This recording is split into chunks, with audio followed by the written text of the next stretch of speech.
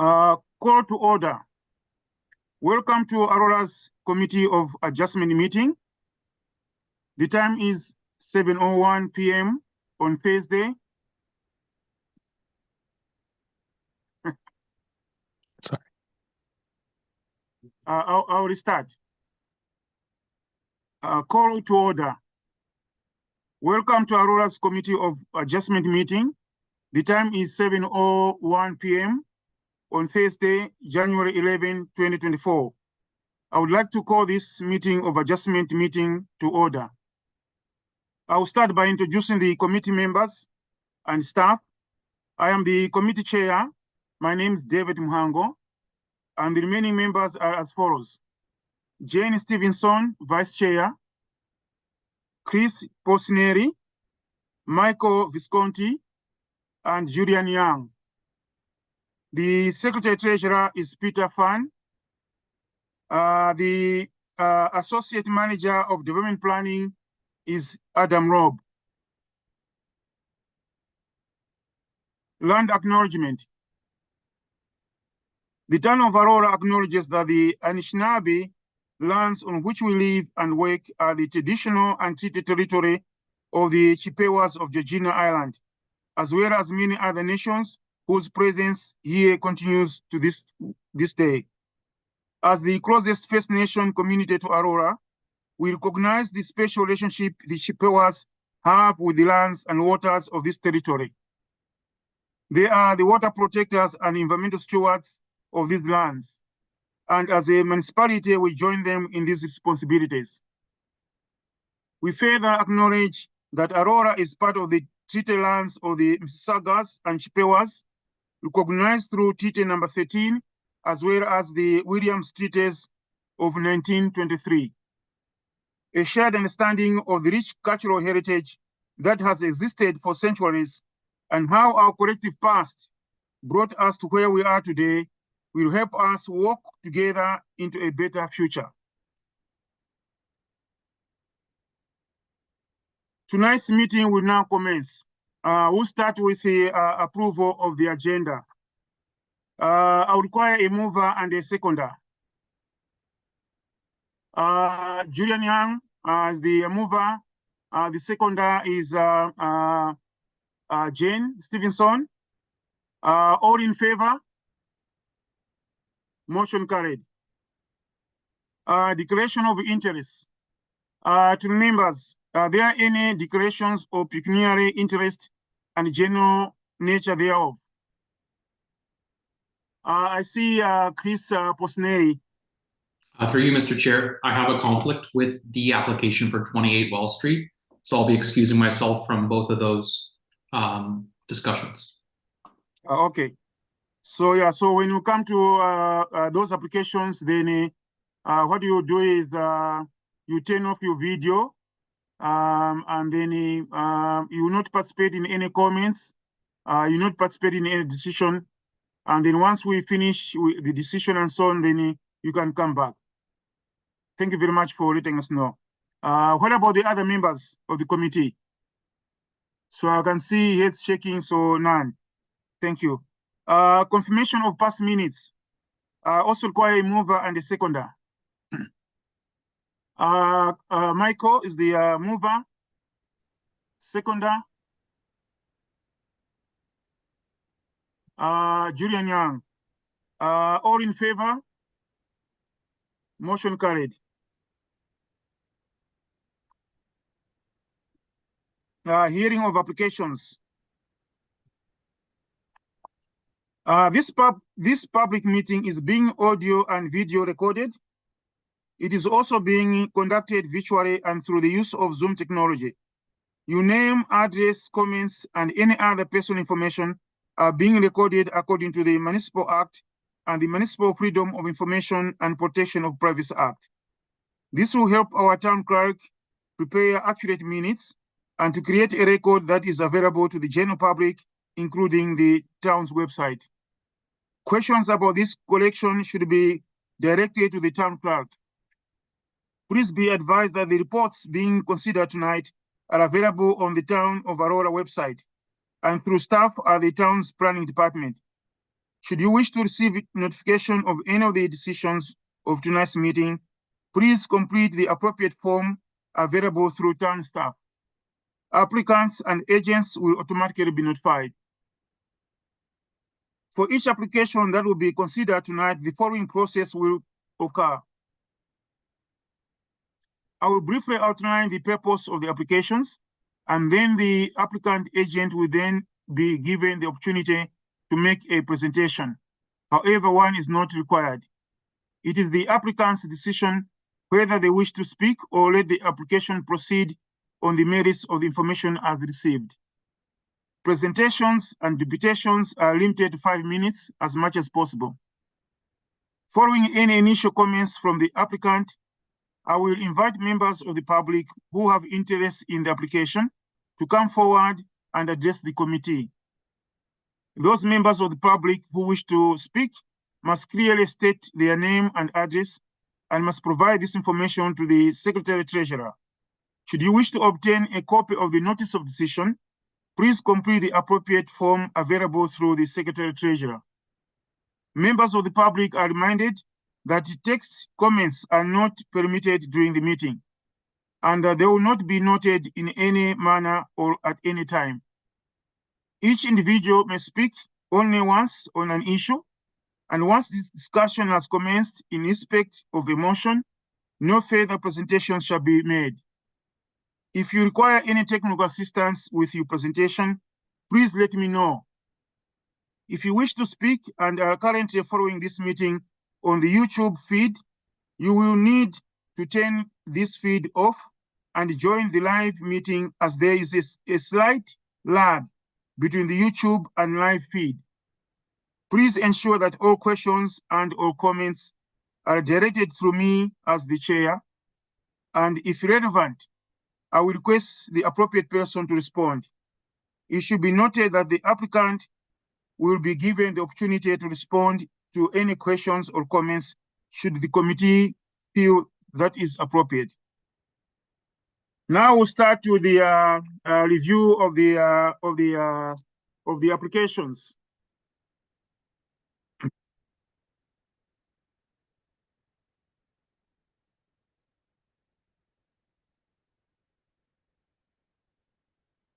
The first application is a minor variance application at the 38 Marshall Harbor. Its number is MV-2023-39, and this is a deferral. So the application, planning staff are requesting a deferral of this minor variance application for 38 Marsh Harbor.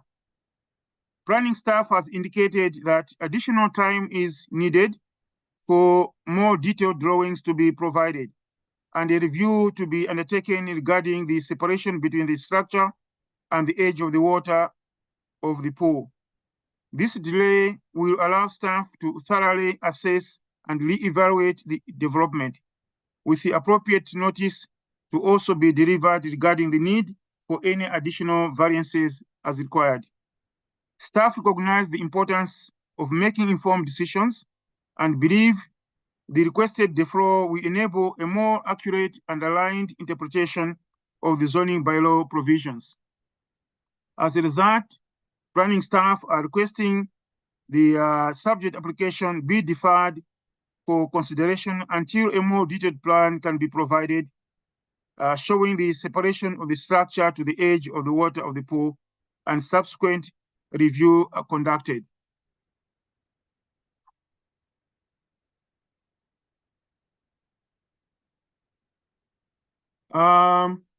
So this is a deferral, and I would ask for motions from committee members. Julian?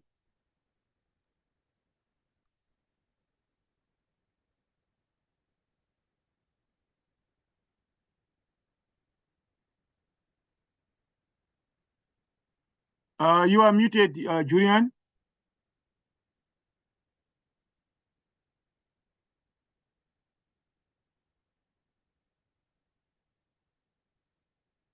Okay, Julian, we cannot hear you. You raised up your hand.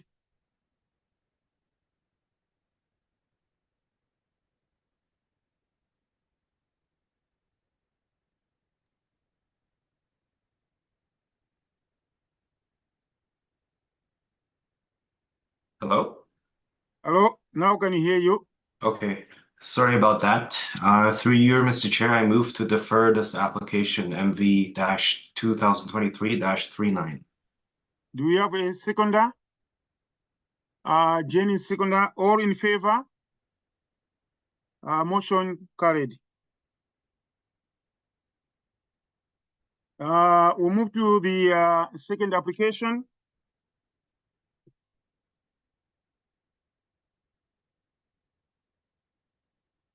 The second application is a minor variance application, MV-2023-33 at 193 Kennedy Street West.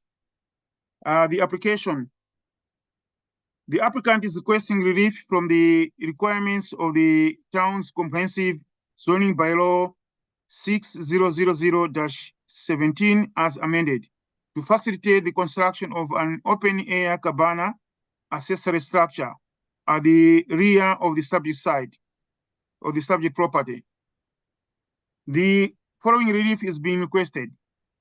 Section 7.2 of the zoning bylaw requires a minimum exterior side yard setback of 9 meters.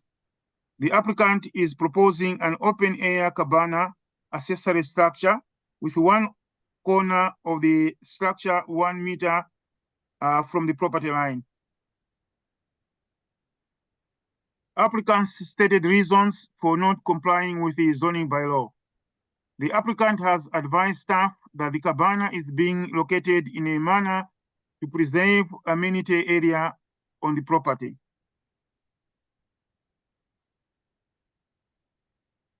Public correspondence. There are no supporting letters. There are no opposing letters. In conclusion, planning staff believe that the requested variance meets the 4 tests of the Planning Act for granting minor variances. Staff recommend approval of the requested variance subject to the conditions outlined in the staff's report. So there are 4 conditions in the staff's report. And that's the application.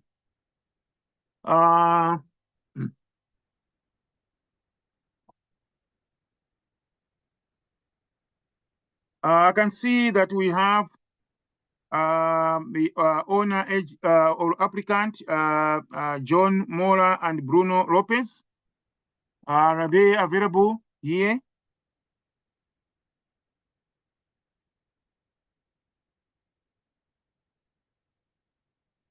Peter. Through you, Mr. Chair, I have a Bruno Lopez here. Bruno, is John going to be joining us today? No, through you, Mr. Chair. No, it's just going to be me. Okay, so can you just confirm your name and the address for us, please? Yes, my name is Bruno Lopez from MXL Engineering and Associates, located at 1649 St. Clair Avenue West, and we are here to represent the owner for 193 Kennedy Street West. Okay, so do you have any presentation or you want to speak about the application? Absolutely, I can just give a little bit of a refresh. We were here about a month and so ago, was on the last committee. We had a very open discussion about where this new cabana will be. We were all ears to the committee members. There was a consensus about a 1 meter setback instead of 0 meter setback. We proposed, I spoke with the owner was with agreement. We presented new drawings, and here we are today with the 1 meter setback that we previously discussed on previous meetings. And that's about it. So with this 1 meter, we shifted slightly to the right. Let's follow through the drawings. So we impacted 2 trees. We are aware of the 2-to-1 ratio, so the owner is okay with that. So we're going to have a replantation plan for the 2 trees that they're going to be removed. We're going to replant 4 trees. Okay, thank you. Do we have any public members who want to make a presentation or ask some questions or comment on the application? Through you, Mr. Chair, there are no public delegations for this application. Okay, thank you. So open to members of the committee if you have any questions or comments on this application. Jane? Yes, I had a question through you, Mr. Chair. Is that existing shed going to be removed? The one that is on the road allowance? Through you, Mr. Chair, again, I would like to stick to the application, which is this proposal. Regarding that shed, I think we touched it before, and I think it goes beyond this decision today that it's a proposed cabana. That shed, we are all aware. I think this is a different venue that has to be discussed within the city departments. I rather don't touch any more this subject because I might put myself in trouble and I don't want to.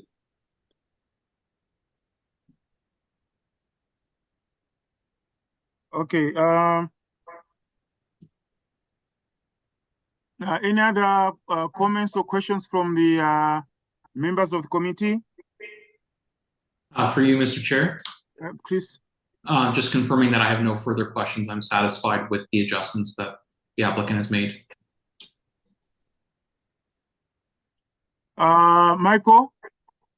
Through you, Mr. Chair, I want to thank the applicant for coming back with this proposal, which I think they did a good job of meeting the requirements and replanting those trees, replacing them with 4. And I have no further questions. Okay, any other, Julian? Through you, Mr. Chair, I'm going to echo Michael's comments, and I thank the applicant as well. Thank you. No further questions. Okay. For me, I just have a comment. Maybe I would ask the planning staff, for the sake of the member Jane Stevenson, who was not around. If you any recollection from, because you see coming from staff is something I would say official. If you could say comment anything about that shade, which is somehow within the right of way, for the sake of all the members being on the same page and knowing what happened or what's happening.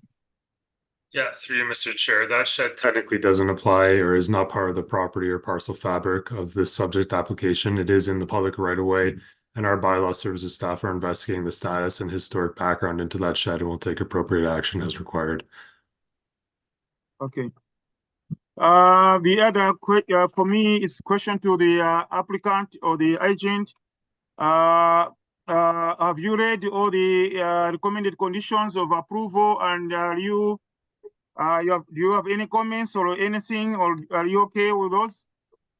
Yes, absolutely, Mr. Chair. Yes, we are cognizant about the conditions. They are very easy to meet, and we'll comply with them. Okay.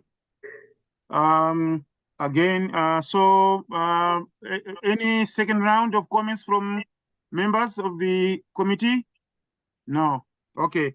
So I'll ask for a mover for this application. Christopher? For you, Mr. Chair, I move to approve MV-2023-33.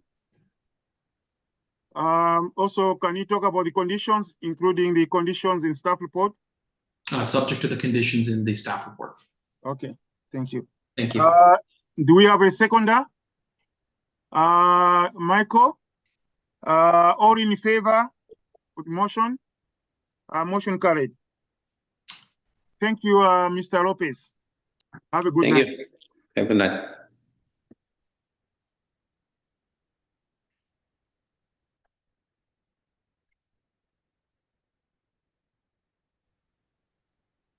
The next application is a minor variance application, number MV-2023-41 at 126 Wellington Street West.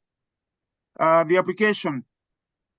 applicant is requesting relief from the requirements of the town's comprehensive zoning bylaw 6000-17 as amended to permit the operation of a veterinarian clinic. So section 24.35.1 of the zoning bylaw 600-17 does not list veterinarian clinic as a permitted use. The applicant is proposing to add a veterinarian clinic as a permitted use for the property. Applicant stated reasons for not complying with the zoning bylaw.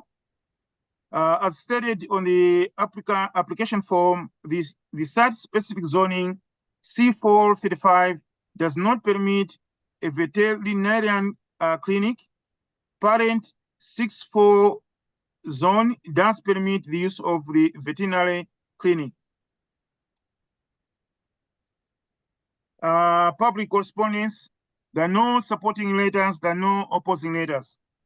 In conclusion, planning staff are of the opinion that the requested variance meets the four tests of Planning Act for granting of minor variances. There is one recommended condition of approval for the requested variance.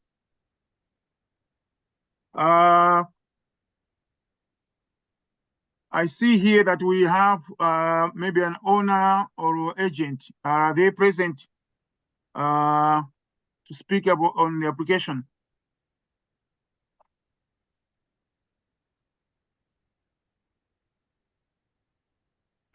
Thank you, Mr. Chair. Can you hear me okay?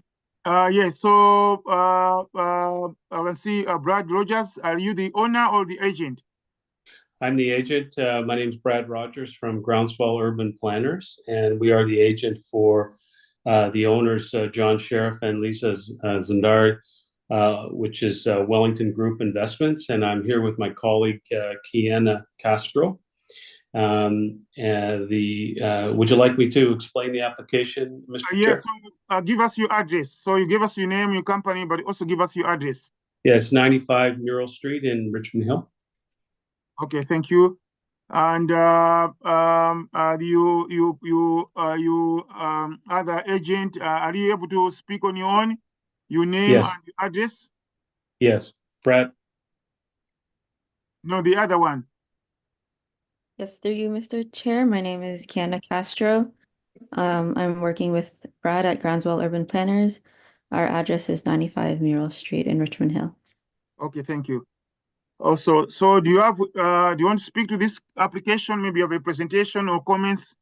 Sure, I'll just give you a brief overview, Mr. Chair. Nice to see you again. The subject site is an area of 3.5 acres. It's an existing 2-story commercial plaza with a parking lot, and it has access to both Wellington and Hayda Drive. The existing building contains a range of commercial and personal services uses, such as daycare center, restaurants, pharmacy, offices, and a medical clinic. The plaza is zoned community commercial C4.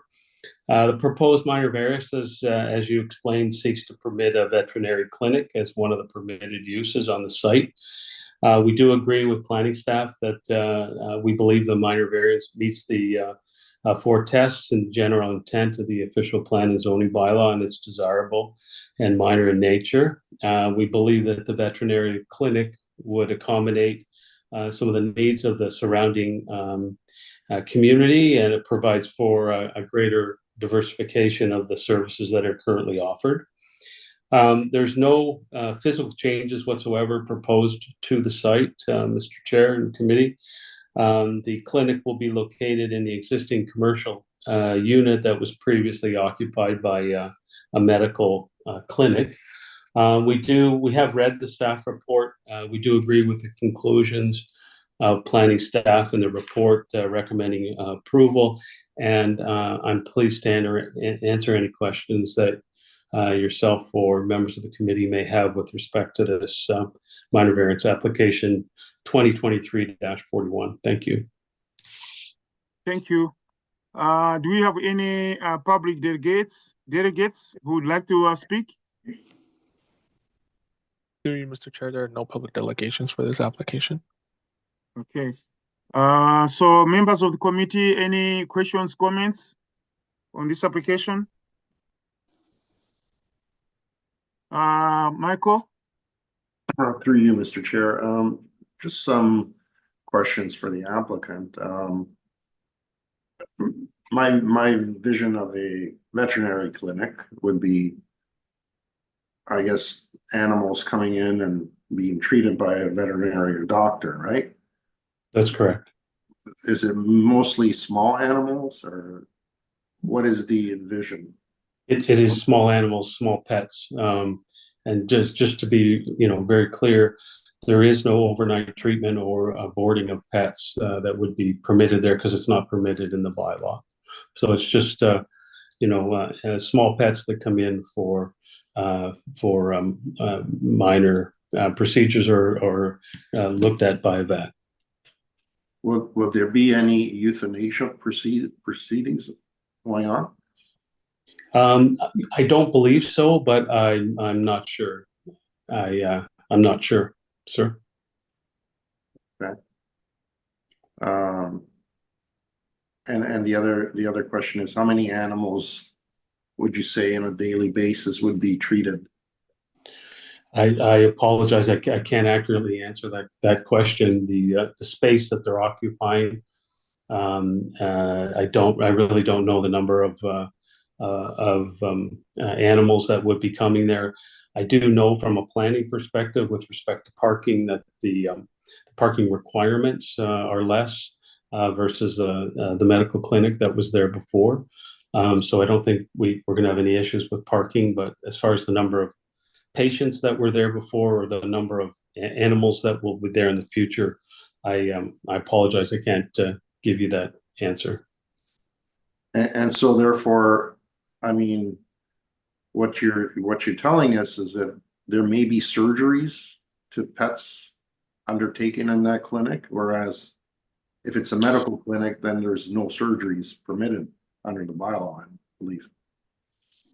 I'm not sure about the medical clinic and whether or not surgeries were or were not permitted, but when you take a small animal to a veterinary clinic, it would be similar to that, sir.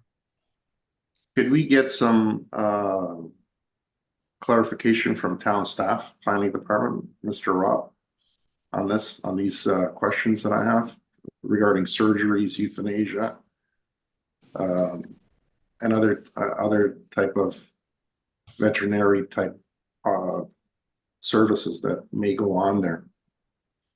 Certainly, through you, Mr. Chair.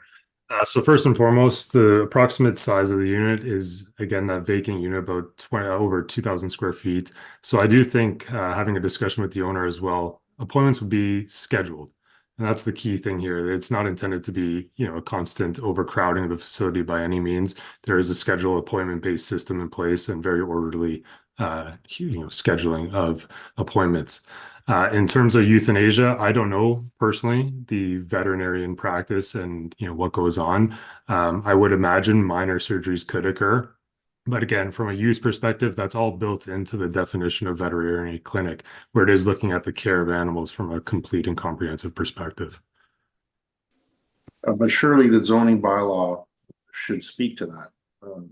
When it was a clinic for people, there should be some zoning restrictions on what is able to be done in that clinic. And I don't like we're being asked to approve the minor variance, but we're sort of like not being told what procedures will be happening in this clinic. That's my concern. But through you, Mr. Chair, I can read out the definition of a clinic.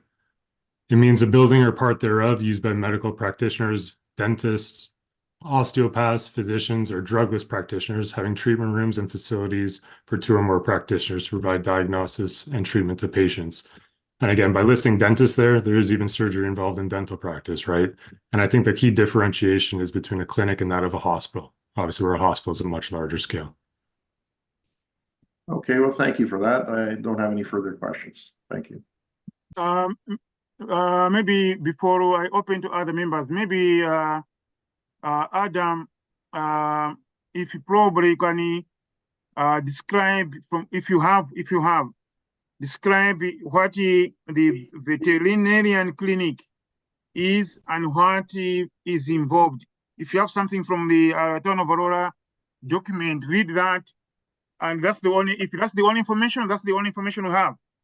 So if you can need that, just for all the members to hear and understand. Yes, absolutely. Through you, Mr. Chair. Veterinarian clinic means a premises where domestic animals or birds, excluding livestock, are treated but not kept for overnight treatment or board. Okay. So we've heard that. I think Michael, you have also heard that. I think staff, I don't expect them to go beyond that unless themselves they are involved in this field, but now they're planning staff, so they can only read to us what is in their documents. So, but you have good questions, which to know more about what is happening, and I can understand some of the concerns sometimes we have. So anyway, I'm open to other members of the committee. If you have any questions, Julian? Yes, through you, Mr. Chair. This is a question for town staff. So I read the report, and in the report it says the reason why veterinary clinic is not listed is because of old bylaws, like a legacy zoning from the old bylaws. So I guess the question is really if town staff can clarify why veterinary clinic was left out in the legacy bylaws and whether or not there was a specific reason why it was left out. Yeah, certainly. Through you, Mr. Chair. I don't believe it was the intent of the original site-specific zoning to expressly prohibit veterinary clinics on this site. My best speculation, again, for a historic zoning, we can try to interpret as best possible. My best interpretation of that would be that perhaps at that time there was a set, list, so to speak, of users that were intended or ready to go for the site. And then when that zoning bylaw was customized, it was just easy to expressly state those uses directly in the zoning. So just to highlight then and repeat your point, they didn't expressly prohibit veterinary clinics. It's just probably an oversight at the time. That would be my planning opinion. Yes, that it's not the intent of the zoning to expressly prohibit veterinary clinics. In my professional opinion, they are an appropriate commercial use. Thank you.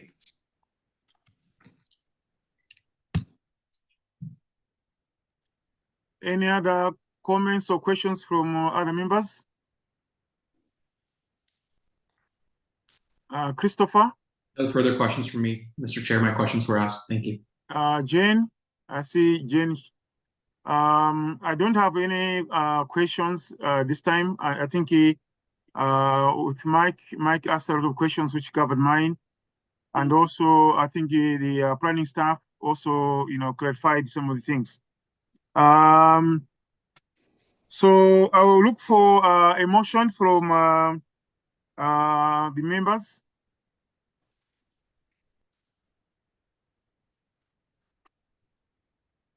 Christopher?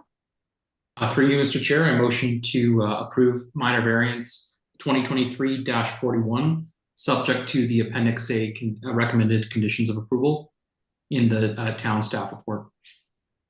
Seconder, Jane Stevenson? I'll second that motion. Okay, all in favor of this motion? Motion carried. Thank you very much, Brad, Rogers, and Quenan Costro. Thank you for your time and have a good night. Your application has been approved. Thank you, Mr. Chair and members of the committee. Thank you.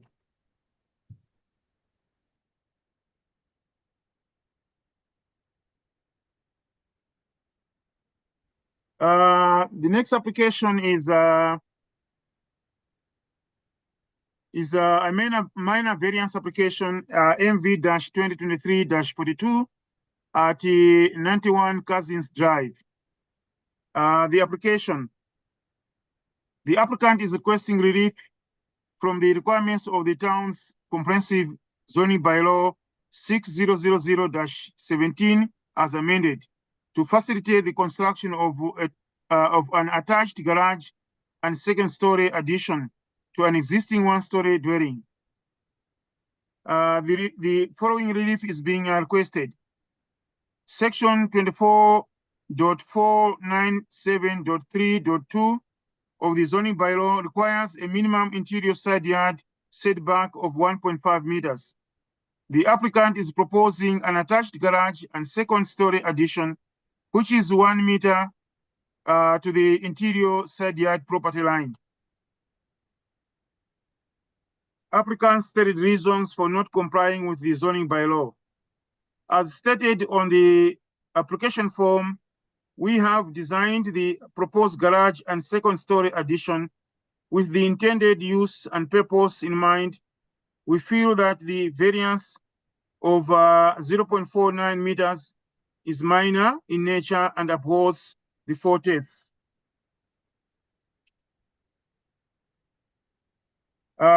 Public correspondence. There are no supporting letters and there are also no opposing letters. In conclusion, planning staff are of the opinion that the requested variance meets the 4/10 of the Planning Act for granting of the minor variance. Staff recommend approval of the requested variance subject to 8 conditions outlined in the staff report.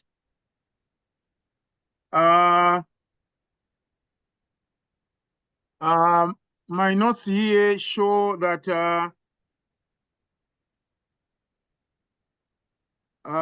we don't have any agent or applicant, but maybe let me check with the planning staff. Do we have any agent or applicant who would like to speak to this file? Through you, Mr. Chair, we have a Cindy McPhee. Oh, okay. Okay, thank you. Sorry, I didn't see that. Sorry. I was looking at another file. So if you could let us know your name and the address, please. Through you, Mr. Chair, good evening. My name is Cindy McPhee. I'm from First Step Design at 16600 Bayview Avenue, Suite 304 in Newmarket, Ontario. Okay, thank you. And do you have a presentation to make, or you want to speak to this file, provide comments or anything you have in mind? I can speak very briefly. I'm the agent representing the homeowners, Richard and Crystal. And our variance today is basically for the design of the interior of the garage. So currently on the side of the house, there's an existing side entry. And it has a concrete set of stairs that goes down to it. And we would like the garage to be as wide on the other side of this concrete stair so that we can have the car and some room to move around. And with that width, it pushed our wall closer to the property line. And that's why we're in front of you today to ask for permission to provide the 1 meter setback instead of the required 1.5 meter setback. We have reviewed and agreed to the conditions that are contained in the planning report. And yeah, we ask for your approval for our request. Okay, thank you very much. Appreciate that. Do we have any public delegates for this application? Through you, Mr. Chair, there are no public delegations for this application. Okay, thank you. Now it's open to the members of committee. Any comments, any questions to Cindy McPhee or staff? Michael? Through you, Mr. Chair, just some clarification from the applicant. So this garage will have a garage door opening and closing, and you mentioned that there's a side door entrance leading into the basement. Is there going to be any firewall protection included in your design to help alleviate, or not only firewall, but even fumes from the car that you're parking in there? what steps have you taken to ensure that? I mean, I see that from the staff report, there is nothing discussed with the fire department or anybody else, but I can see that as a problem. So could you please address that for me? Sure. So the garage is actually going on the exterior wall, so the existing brick is remaining. But technically, there's no fire separation that needs to happen between an attached garage and a single family dwelling. But the fumes will be proofed, but the existing exterior wall is remaining, and the doorway that leads into the side entry will be the self-closing sealed required door that you would typically see between a garage and a house. Okay, further to that, may I ask town staff to explain if there's been any review of that condition? With my concern, I guess, is the fumes from the car. An accident can happen, the door closes, the car is left on, and fumes escape and go into the house.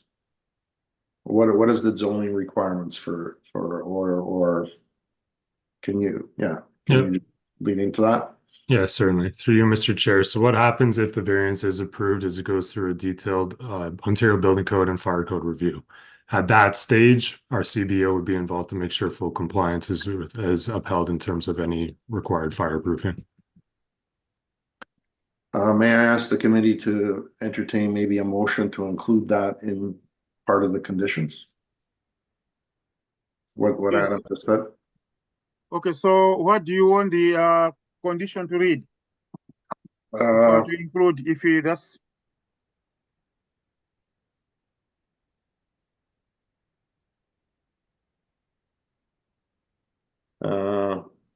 I guess condition number 9 would be that a site plan approval be approved, taking into account that there would be some provision for fumes entering the house through that door. I don't know how to word the condition. Maybe Adam can help us.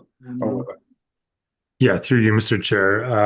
I will just clarify that is standard practice that our building code our chief building official has to perform as part of the review of the construction of the structure. So it is already built into our procedural framework. And I have full confidence that our CBO will adequately account for that. Okay, I'll take your word for that, Adam. Thank you. so in other words, if this is approved, we don't need to include that condition, boss. It's something which will be done anyways. Correct, Mr. Chair.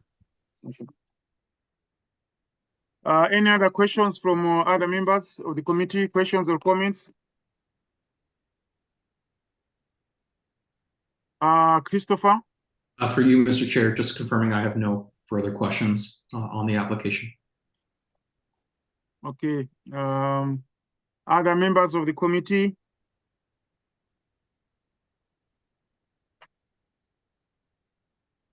Jane? So I can give you a motion if there's no other. Not yet. We have not reached that stage yet. For me, I have one question. I know there's a condition about grading and storm drainage. I'm not sure if he maybe could speak about how are you intending to manage storm flows within this property? The fact that now the space between the garage, the addition, and the next property is very, very close. So currently there's actually a carport, and with where the overhang is, it's almost in the very same similar position. But we have accounted for drainage from the roof at the front and at the rear, not along the sides, mainly because of where the rainwater leaders are coming down. But we are going to be working with a professional engineer to work on the grading plan to pass site plan approval. Okay. For that. Okay, thank you. Thank you.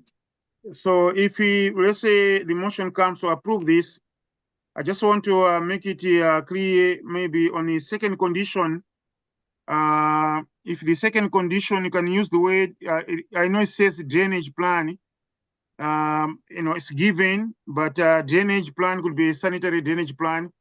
But I just want to put a word storm, so that it reads the owner provides a grading and storm drainage plan. So the word storm, STORM, to be put before the word drainage, so that we are clear. No question is about storm drainage we're talking about. So if one is going to Like drainage from the roof? No, so the second condition, Right? it talks about you providing a grading and the drainage plan. So Right. I know the drainage plan you're going to be providing is a storm drainage plan. It's for storm water, it's for runoff. Right, on the property. Yes, yes. So I Right. just want to make it clear so that nobody could question about it. Everybody knows that it's a storm drainage you are dealing with. So I just want to put the word, to include the word storm. Okay. So that I it don't know reads, if staff will have a so that it reads storm drainage plan.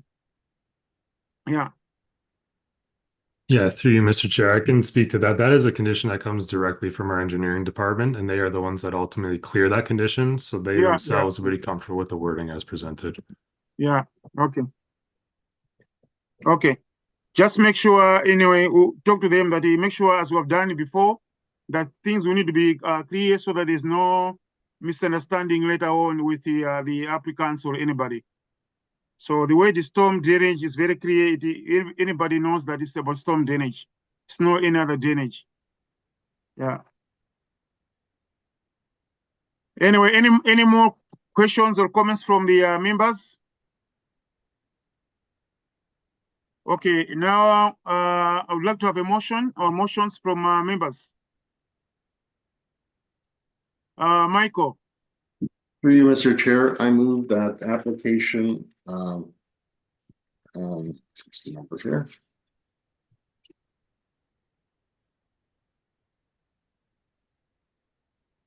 Application for 91 Cousins Drive, MV 2023-42 be approved, subject to the Appendix A conditions. Do we have a seconder for that motion? Julian, all in favor of the motion? Motion carried. Thank you. So, Cindy McPhee, your application has been approved. Thank you for Thank you. attending the meeting. Have a good night. You too.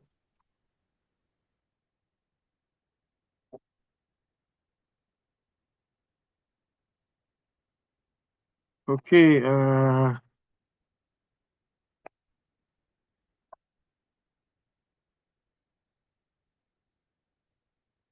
The next application is a minor variance application, MV-2023-38 at 57 Glass Drive.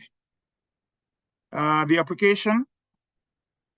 applicant is requesting relief from the requirements of the town's comprehensive zoning bylaw 6000-17 as amended to facilitate the construction of a new two-story detached dwelling. The following relief is being requested. A, section 24.497.3.2 of the zoning bylaw requires a minimum interior side yard setback of 3 meters beyond the main rear wall of the adjacent dwelling. The applicant is proposing an interior side yard setback of 1.5 meters beyond the main rear wall of the adjacent dwelling to the east property line. B, that's the second one. Section 24.497.3.3 of the zoning bylaw requires a maximum gross floor area of 370 square meters. The applicant is proposing a two-story detached dwelling with a gross floor area of 400.2 square meters. Applicants stated reasons for not complying with the zoning bylaw. As stated on the application form, the applicant is looking to accommodate growing family needs and requires additional living space. Public correspondence. We have no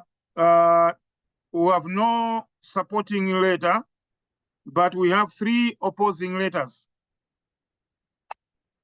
In conclusion, planning staff are of the opinion that the requested variance meets the 4 tests of the Planning Act for granting of minor variance.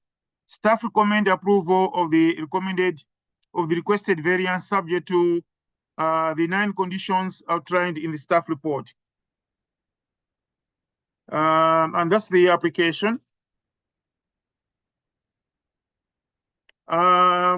My notes here show that we have an owner or agent for this file. So are the owner or agent present?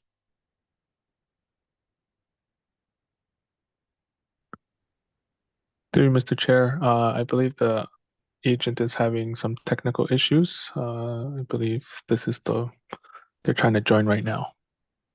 Okay. I think we'll wait for the agent or owner because Hello? Hello?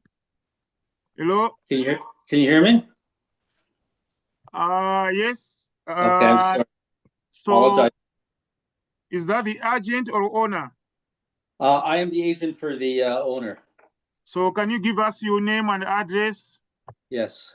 My name is Stan Bertoya. My address is 148 Brook Street, Thornhill, Ontario, L4J1Y9. Okay. So do we have Eric Fu? Sorry, Mr. Chair, pardon me? Do we have there's another name here. So are you the only one attending this meeting? Yes. Oh, okay.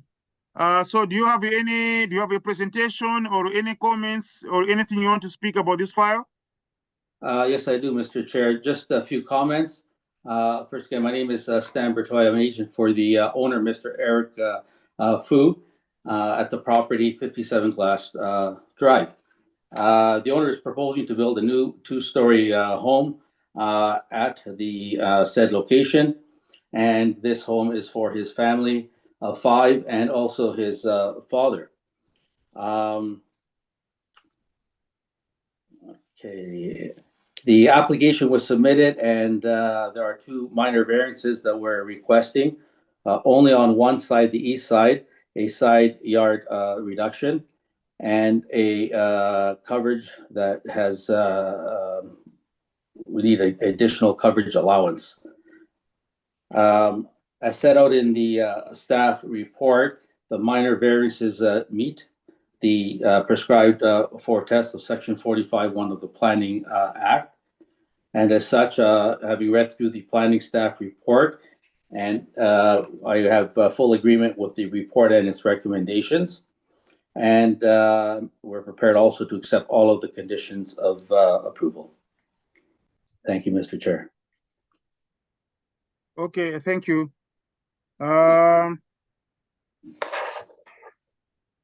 So from my notes, I can see that we have all the delegates. So I just want to confirm, do we have the delegates here? Peter, who would like to speak this file? Through you, Mr. Chair, there are 3 public delegations for this application. The first one I have here is Janet Gilliver.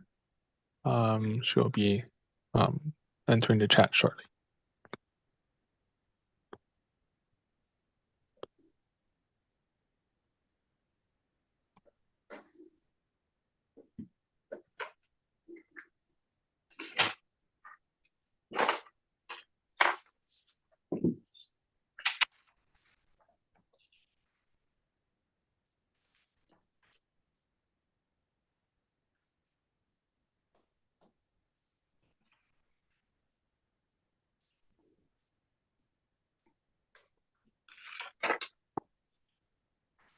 The delegates from the same, the 3 letters of opposition? Through you, Mr. Chair, there are 3 separate delegates. Yeah, okay. Um, I know we there's one. have we have Steve DeAngeli, we have Chris Ballard, and we have Janet Gilliver. Okay.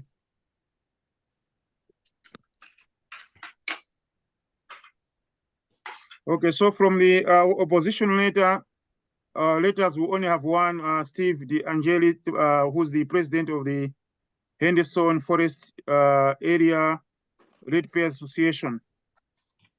Okay. Yes, and we have Chris from the Regency Acres, the letter from Sandra. Oh, okay, yeah, okay. So another one from Regency Acres Ratepayers Association. Okay. So who's going to speak first? I can see Steve here. Are you the Peter, is Steve going to speak first or the other person? That will be up to you, Mr. Chair. Okay, so I can see Steve is available here. Welcome back, Steve. Thank you, Mr. Chair. Good to see you, and good to see you, committee members. Yeah, thank you. So the floor is yours. If you have any questions, comments, I think I've seen you later.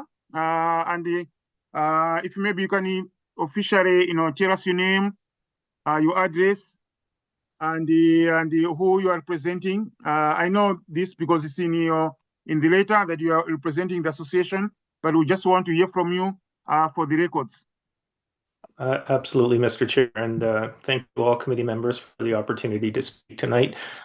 Greatly appreciated.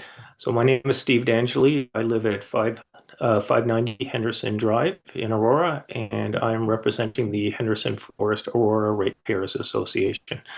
So thank you, Mr. Chair, for confirming that you received my letter. As the committee members know, I've outlined in detail why I believe this application does not meet the 4 minor variance tests, and I won't waste everybody's time going through the point-by-point details. What I do have is I do have a few prepared remarks here, and I would just like to outline why I think that this application is more than just an application for a variance to allow 300 additional square feet of living space and 1.5 meters, a house 1.5 meters closer to the property line. So if you'll humor me, I'll just read these out. I personally, I heard the applicant's agent, and I understand the need for a larger home. I mean, the trend is towards larger homes. It sounds like the applicant has an extended family that is looking to live with him, as well as large children. But that's really not the issue here. As I say, I understand it. I respect it. I understand that's the trend towards larger homes. I myself live in a home larger than the surrounding context. But the issue here is that the applicant wishes to construct this large home in an area of town where the homes are significantly smaller. And more importantly, residents have previously expressed wishes for it to grow, for the neighborhood to grow in a stable way. And that's the intent of the stable neighborhood, to make sure that we have stable growth. That's outlined in our official plan, and it's outlined, in the bylaw that they're seeking variance to. It's very important to understand how that bylaw came into effect. That wish was raised publicly, and all levels of municipal and provincial government have weighed in on this. There was actually an appeal that went to LPAT, and LPAT approved the zoning that was specifically put in place for the stable neighborhoods, this exception zoning. It was through public consultation. We had a moratorium on building, and to be quite honest, the residents were not happy with this GFA of 300. Essentially, we're turning a neighborhood that has post-war single-family bungalows that are around 1,200, 1,300 square feet, and what is now allowed is very close to 4,000 square feet, which, again, I don't have any opinion on that, but the zoning that was put in place and the social contract that was entered into between the residents, the levels of government, and the town council. This was town council's express wishes, and this was a social contract that was entered into. And you are the mechanism by which this contract is enforced. and the public body that enforces it. So I think recognizing this, we have to look at why we would allow a variance to that application. I understand the client wants, or the applicant wants, a larger home, but there are many areas of town that can accommodate that home without a variance to zoning, right?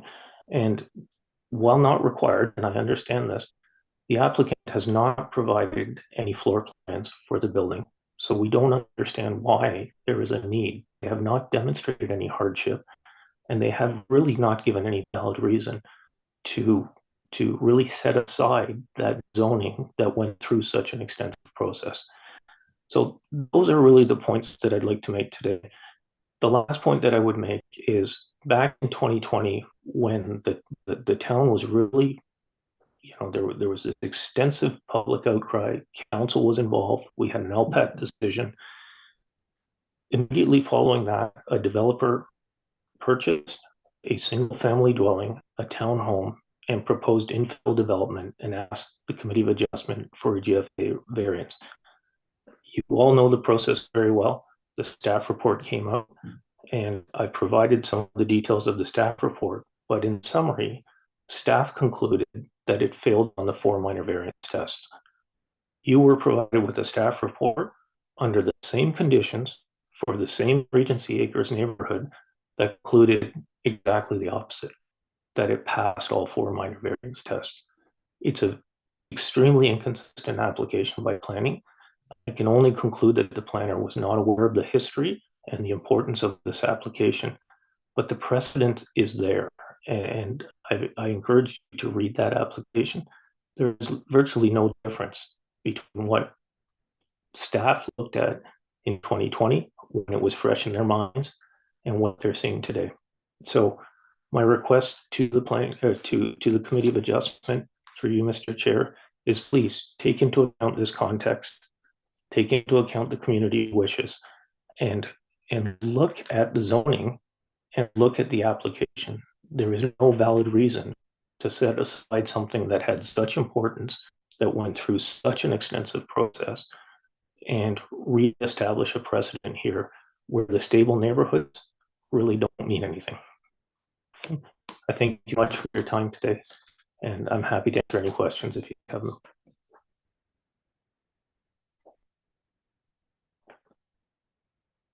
So I think you're on mute, Mr. Chair.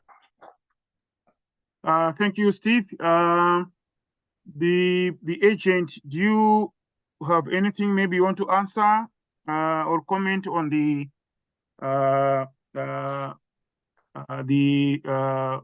public member has said about this application? The agent,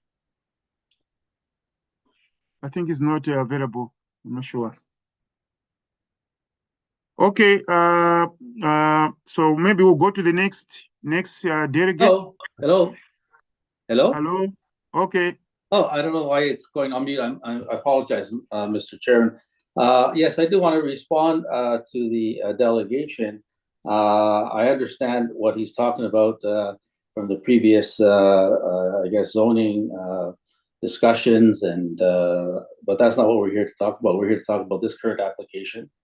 And the requested minor variances are supported by, again, 2 things. The 4 conditions that it should meet, which are set out in great detail, actually, by the planning staff report, and which I am of the same opinion, supporting what the staff has put down in their report and in their recommendations.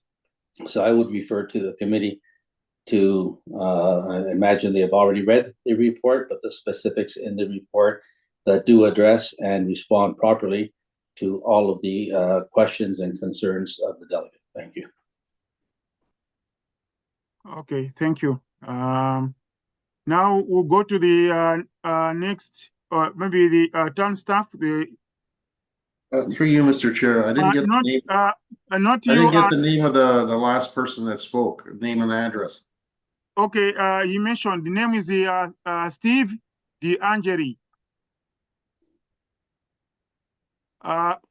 You are muted, Michael. The last person that spoke. Oh, my name is Stan Bertoya, through you, Mr. Chair, the agent for the owner. Oh, you're talking about the agent. Oh, okay. That was the agent, Michael. What's his address? Okay. He mentioned the address. So his name is Stani. The spelling is, last name spelling is Bertoia. And if Stan, if you can again repeat Yes. your address. Yes, to you, Mr. Chair. My address is 148 Brook Street in Thornhill, Vaughan, Ontario, L4J1Y9.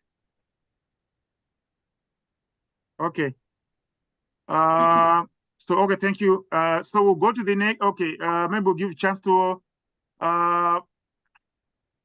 Adam. Do you want to speak later on after maybe we finish with the public delegates?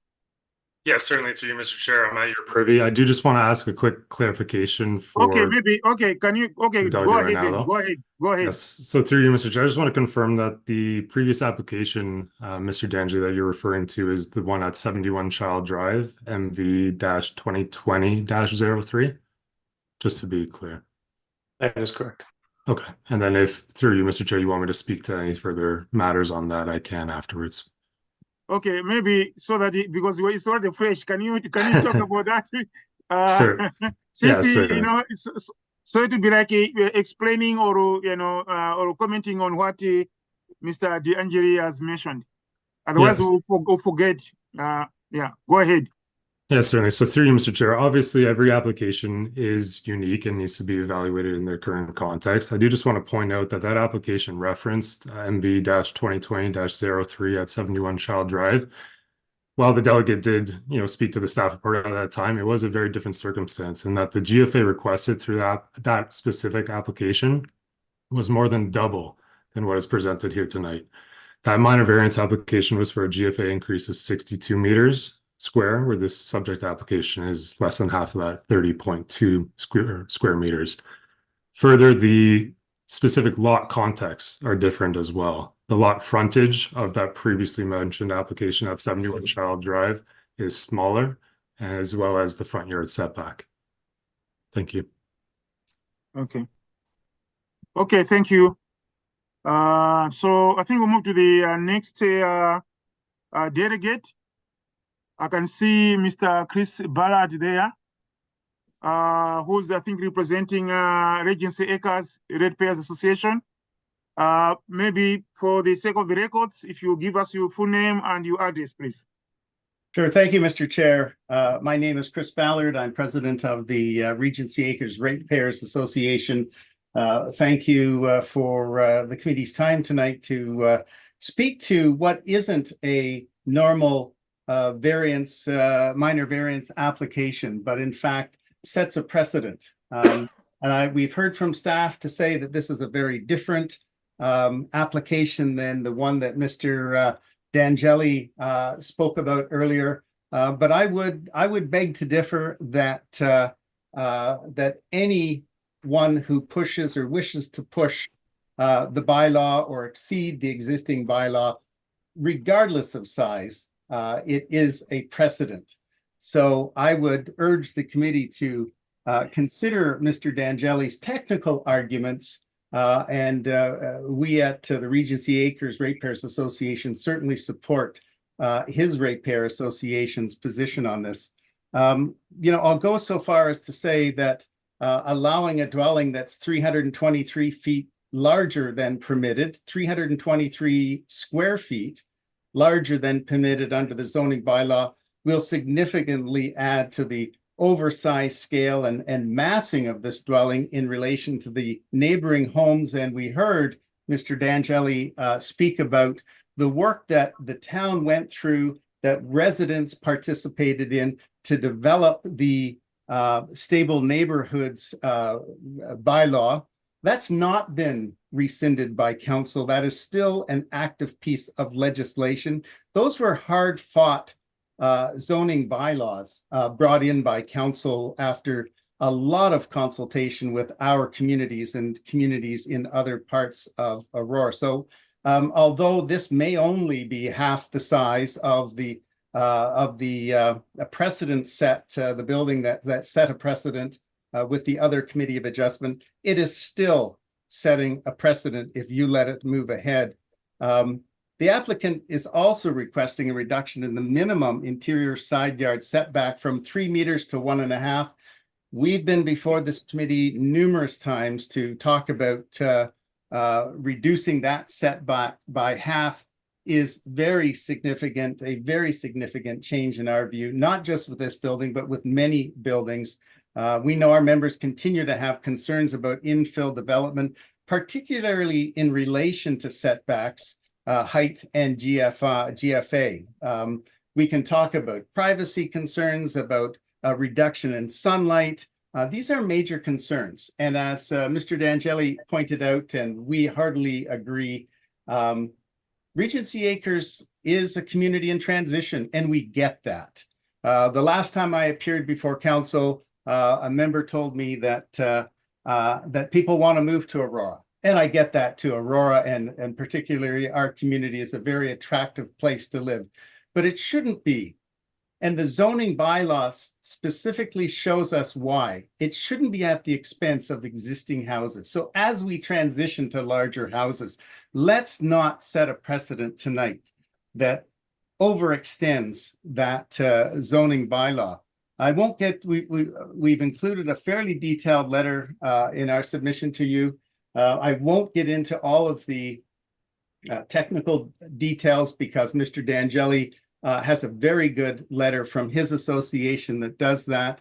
But I will say, just as a general comment, that we really believe it's unfortunate that applicants continue to try to push the envelope by designing homes that fail to comply with the town's zoning bylaws. These hard-fought bylaws, these bylaws that there is precedent in, as Mr. D'Angeli pointed out, the rules are clear and they've been in place for more than 3 years. You know, time and money could have been saved by both the applicant and the town if applicants were discouraged in the strongest possible terms from submitting at the very beginning non-compliant plans. So I will stop there, Mr. Chair, other than to say to ask this committee to stand by the town's current zoning bylaw, to stand by the residents who worked hard with council to set the stable neighborhoods bylaws and not allow this minor variance to 57 Glass Drive. I will add one final point. I absolutely understand what it's like to have a large family. I think it's good to have a multi-generational family under one roof. But not at the expense of neighbors. We're only talking 373 square feet. I think the house could be reworked to take that into account. There is discussion too within the application that there's an outbuilding that is going to be knocked down. Well, that really has no bearing in our mind on this application because there's nothing that precludes a new one being built after the house after the new house is built. So I think that's a bit of a false flag in terms of the argument here. We simply ask that the stable neighborhoods bylaws be enforced and that this application be denied. So thank you very much. Thank you. The agent, do you have any comments or any response to Mr. Chris Barrett's presentation? Yes, through you, Mr. Chair. You can hear me, correct? Yes, yes, yes. Yes, thank you. Yes, just one point, first point I should say, on the side yard. The adjacent house, adjacent to this property to the east, has a current side yard of 0.92 meters, both at the front and at the rear. This proposal is for 1.51 at the front, and at the rear 1.79, which is almost double what exists there currently with the existing adjacent dwelling. And in addition, number 53, number 51, and many others on the street are currently at less than the bylaw requirement. Regarding the mass and impact and scale on the street, To be totally honest, with the additional coverage, there'll be no impact. You will see the same large house. We all know that this is a large house. We've all stated that and recognize that.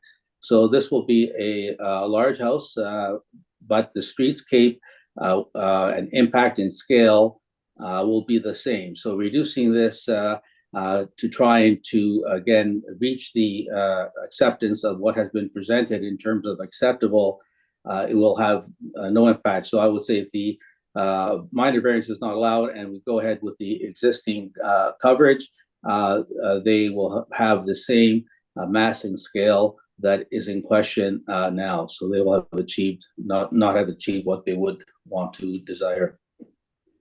Thank you, Mr. Chair. Okay, thank you.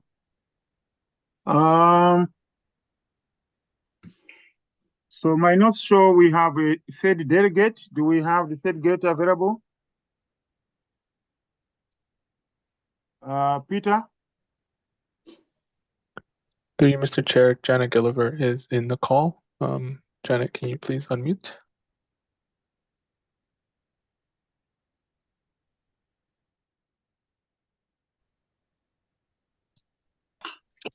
Hello.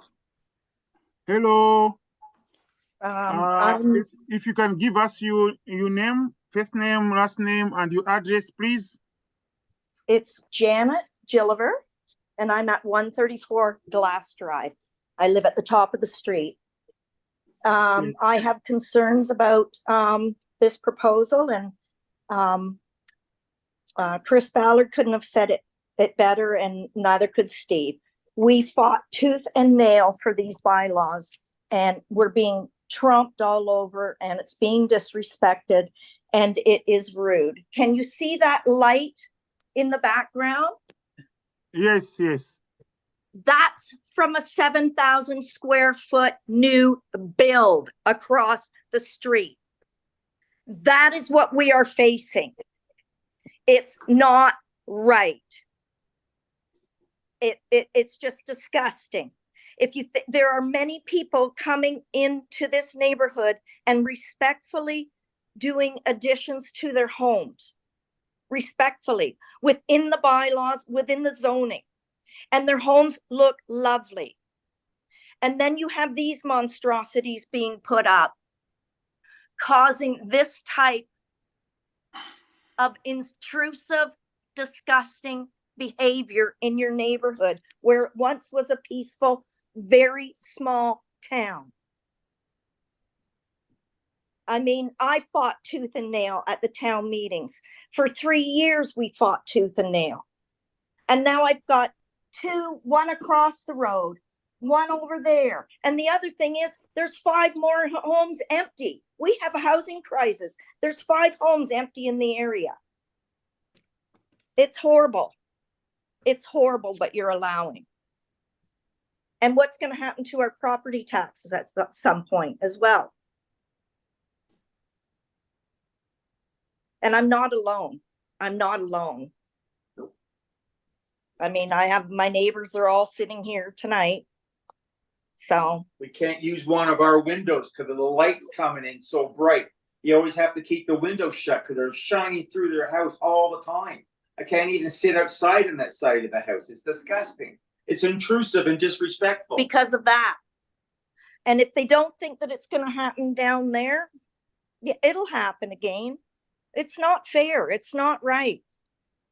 It's intrusive. I fear my neighbors if they leave. I fear them leaving because you don't know what's going to happen to your home next door. Anyway, that's all I have to say. It shouldn't be approved.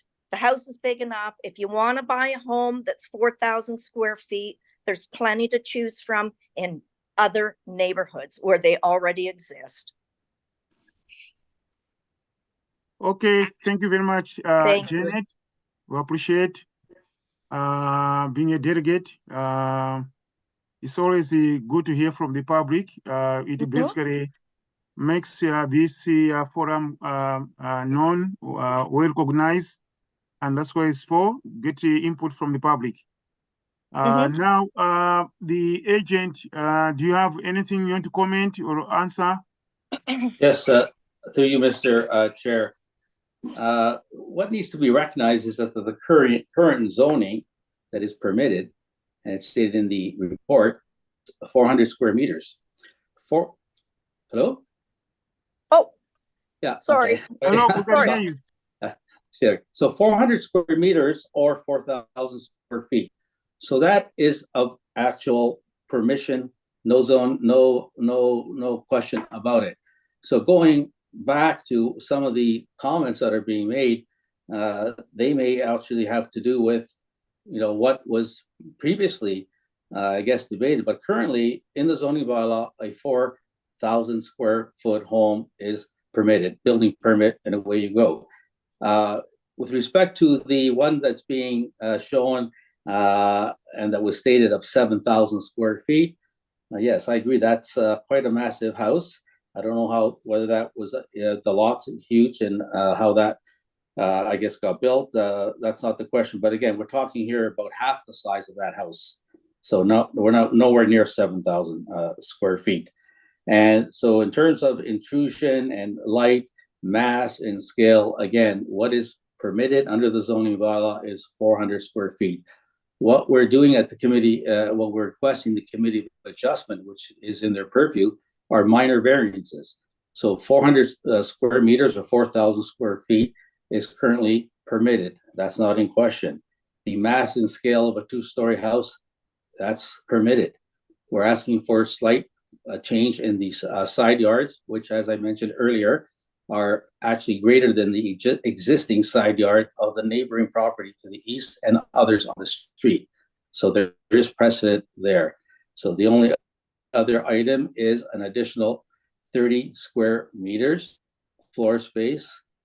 Part of, or actually most of the reason for that, to permit the 3-car garage, which the larger family to park their vehicles in the garage and not in the driveways, which will be better, I believe, out of sight of the residents and the streetscape. Thank you, Mr. Chair. Okay, thank you. I understand these are the 3 delegates we have. Maybe Peter, anyone maybe from maybe not planned, you have maybe another 4th delegate at all? Through you, Mr. Chair, that's all the public delegations for this application. Okay, thank you. Now I'll open this to members of the committee. Any questions to the agent or any comments about this file?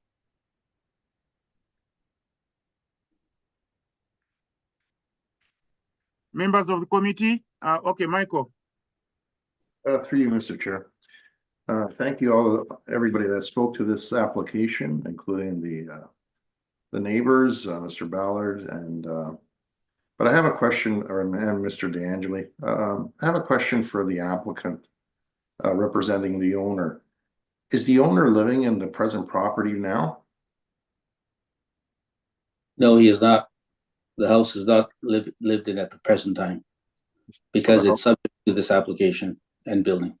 Yeah, so Mr. I don't know whether you know that, you know what's going on with the family and so forth, but Mr. DeAngeli mentioned that he spoke to the owner and he's looking to bring in a larger family to live there. Is that correct?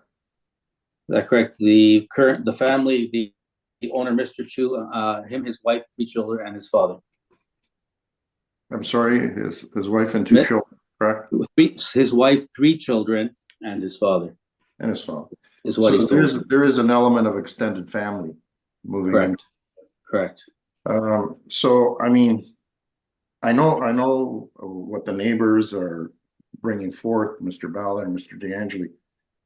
But right now we're dealing with Bill 23, the More Homes Built Faster Act, which encourages more density on these types of lots. It encourages, extended family homes, granny flats, for example, finished basements to accommodate extended family.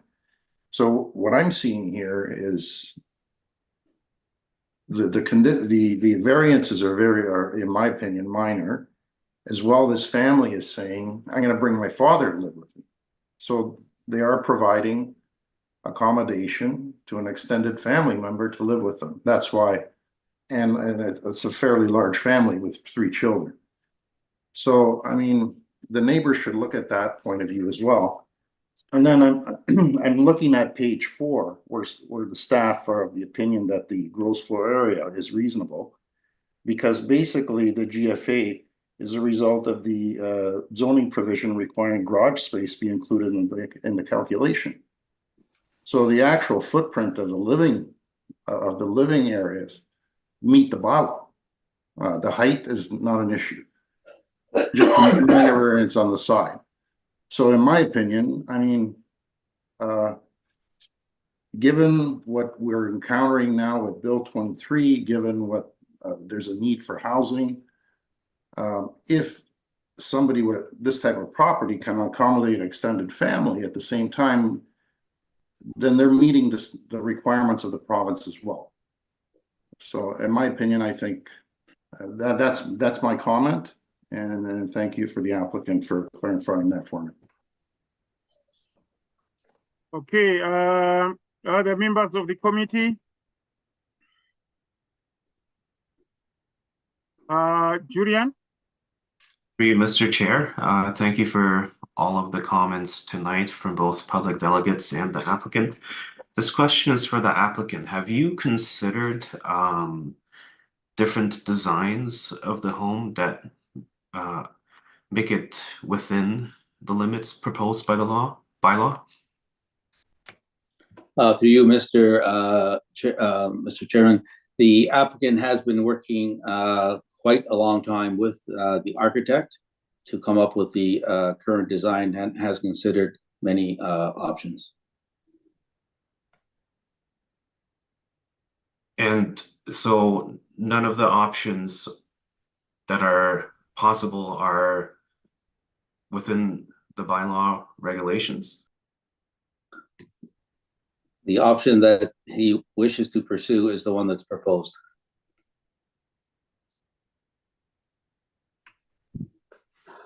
Which meets what his family needs are. Okay, thank you. Any members of the committee, any comments, any questions?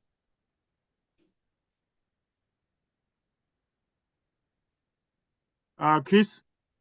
Through you, Mr. Chair, maybe if we can just ask for the town staff to just provide a brief overview of the specific implications of Bill 23 to anybody who's listening, who's joining us this evening.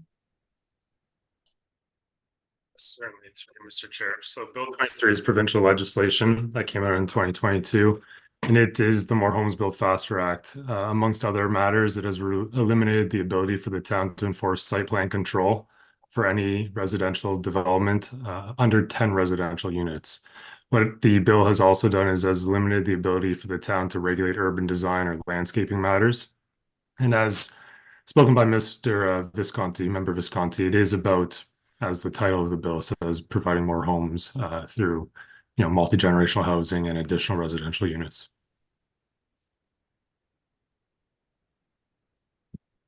Thank you. So do you have any follow-up or do you have any question, please? Or you just wanted town to explain? No further questions. I just wanted the town to explain for anybody who may not know. Jane?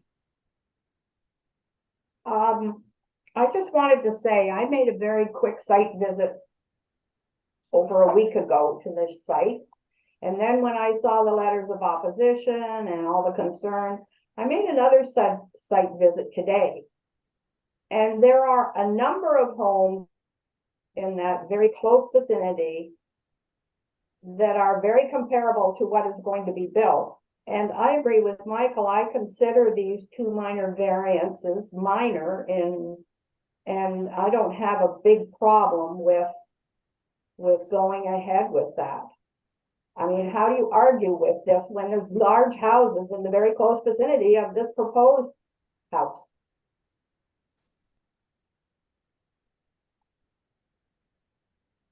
So, those are your comments, Jane.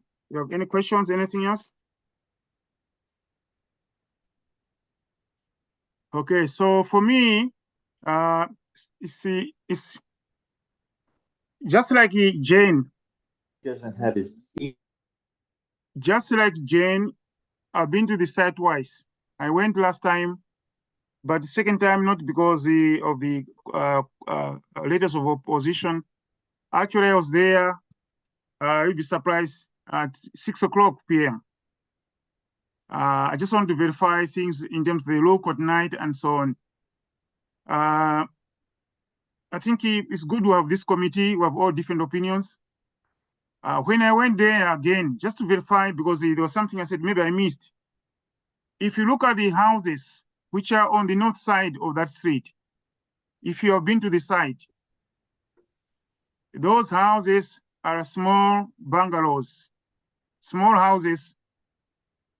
I would say smaller size compared to the ones on the south side. This proposal is for the is on the south side. The houses on the south side are a bit bigger than the ones on the north side. Really a remarkable difference.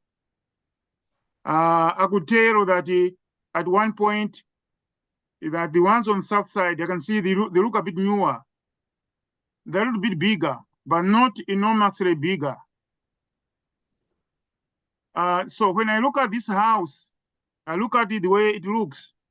I'm seeing if I'm trying to put them in stages or comparing heights and the size. I'm seeing the ones to the north side very, very small. Then the ones which are the neighboring this house, they are bigger but smaller again than this new house. A big discrepancy. There's no conformity of landscaping like we talk about being equal, confirming the neighborhood. I don't think if you talk about neighborhood, maybe houses far from this house. But if you look at the houses which are closer, this house will be actually sort of a separate design and even bigger than the ones which are neighboring to the east or west. I can see from the one to the east is a newer one, probably an upgrade in terms of size compared to the ones on the north. But I'm seeing this one here is another upgrade. So if I'm looking at the ones to the north, which are very, very small, a good line, very, really remarkably small. If those are going to develop, I'm wondering whether they're going to develop to this new bigger one or to the ones which are a little bit bigger, which are there now existing. So I can see there's not really a comparison. That's my observation. I know all committee members have different observations here. That's why I got this committee. But I see that it's totally different. Okay. The question is, I would follow up on one of the committee members, Julian, where you asked a question of what about working the design? Instead of making this a bit bigger, why not confirm to the ones which are around there? Or even a bigger family. People would have four, you can have a family of 4, 5, 6. The question I would have from to the agent is, how many rooms, if you could confirm, how many rooms are expected in this house? If Stan, if you can answer my question, yes. how many rooms? Through you, Mr. Chair, if you're asking about bedrooms, there are 5 bedrooms. So there are 5 bedrooms. Correct. And what about in basement? Do you have any rooms in basements? Not, or any bedrooms, or just any rooms? No other bedrooms and no other living space other than those 5 bedrooms. Other than your standard, obviously, living room, dining room, kitchen, things like that. Yeah, but do you recognize, you say for Stan, that this house will be bigger than the ones in the one to the left, or the one to the one to the east, one to the west, or even farther, one to the farther east? Do you recognize that? I agree with you, Mr. Chair, that if you replace the current house with a 2-story home, it's going to be bigger than most homes on the street, period. Yeah, okay. I'm happy to hear that. I'm happy to hear that. But if I can qualify that, because, sorry, Mr. Chairman, you had mentioned that most of the street are currently bungalows. if new homes are built, they're generally 2 stories, which again are permitted. So those homes are going to be significantly larger than the bungalow, at least double what's there. Yes, I understand. But the point is, if in those that are being developed, this is my humble opinion, there will be probably, if you have been, I know you have been to the site. If you look at the one to the south, which is where your house is, I'm expecting the bungalows, the low ones on the north, to be built to match the neighborhood would be the ones which are there now. I don't expect them to go beyond to be bigger to your size. That's what I'm looking at. If you talk about conformity within the landscape conformity within the area, use is like a third. So you've got the smallest, the bungalows on the north, then the ones within the same line like use, which are in the middle, then use becomes even higher. So it becomes like completely out of the neighborhood in terms of the size. That's my humble opinion. So that one makes me feel not comfortable. Yeah, can I comment? Yeah, okay. I think those are my comments. And maybe I can see Chris raising your hand. Thank you. Through you, Mr. Chair. I just wanted to raise that in my 2 site visits as well, I noticed a home at 45 Seaton, which is approximately in and around 100 feet from the site that looks like a similar concept to what's being proposed here in terms of size and scale. I'm not sure if that followed a similar process as this application, but it certainly is very close by to the subject property and appears to have many of the same characteristics. What's the address you mentioned? What's the address? 45 Seaton. It's just 2 houses over on the other street. Yeah, so it's on the other street, not on the same street and so on. Okay. But there's one, like just for clarification, there's one between these 2 properties. Yeah, okay, I understand. For me, I'm looking at the compatibility within the same street, because that's how you'd look like in terms of the landscaping and so on. Any other comments from any other members? Michael?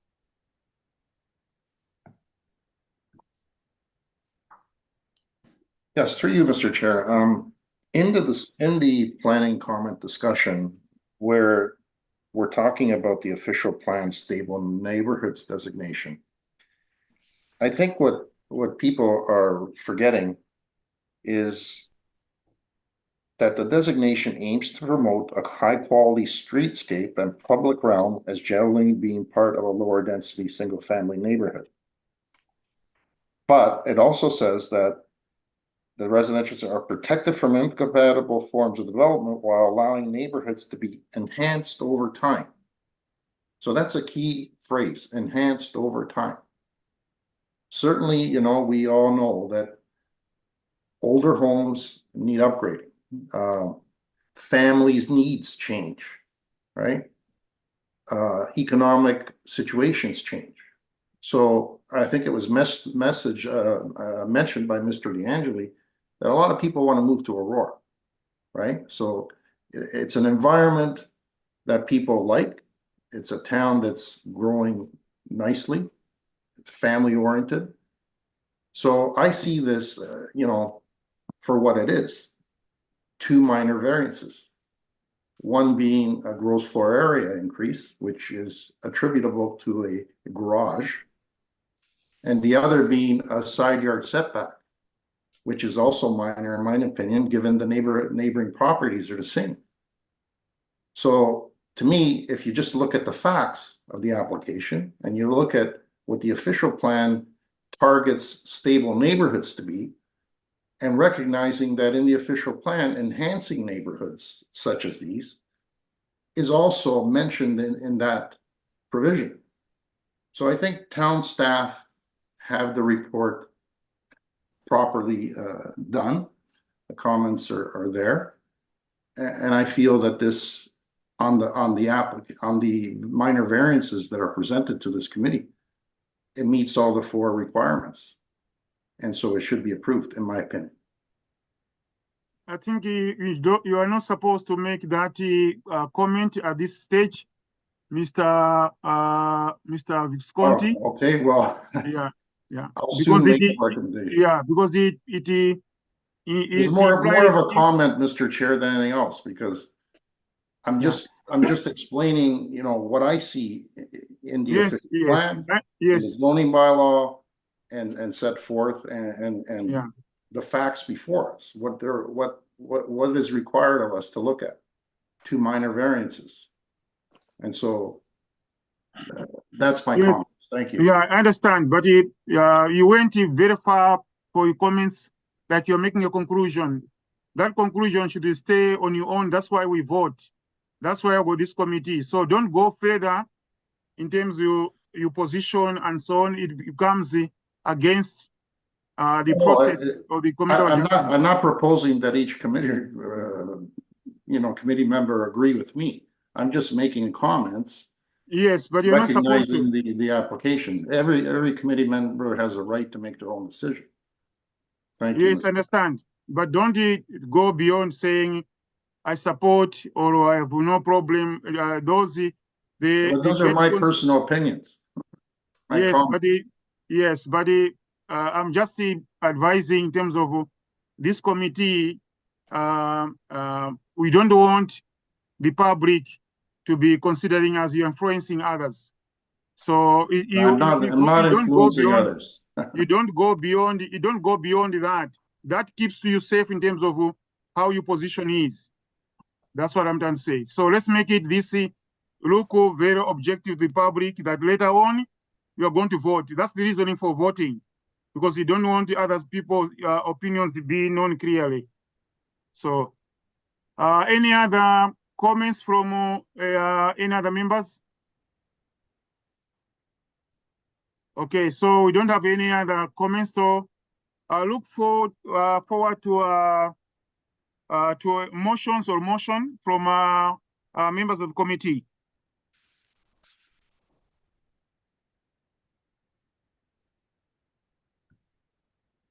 Michael. Through you, Mr. Chair, I move that application MV 2023-38 be approved based on the staff recommendations and also subject to the attached conditions of approval as Appendix A. Do we have a seconder for that motion? I'm seconding that motion. You're seconding a motion. All in favor of that motion? So we've got the 3 members accepting that motion, and that motion is carried. And we've got the 2 members, Julian and myself, opposing that motion. But the motion has been carried. So the motion has been carried that this minor variance is approved. Thank you very much. Thank you.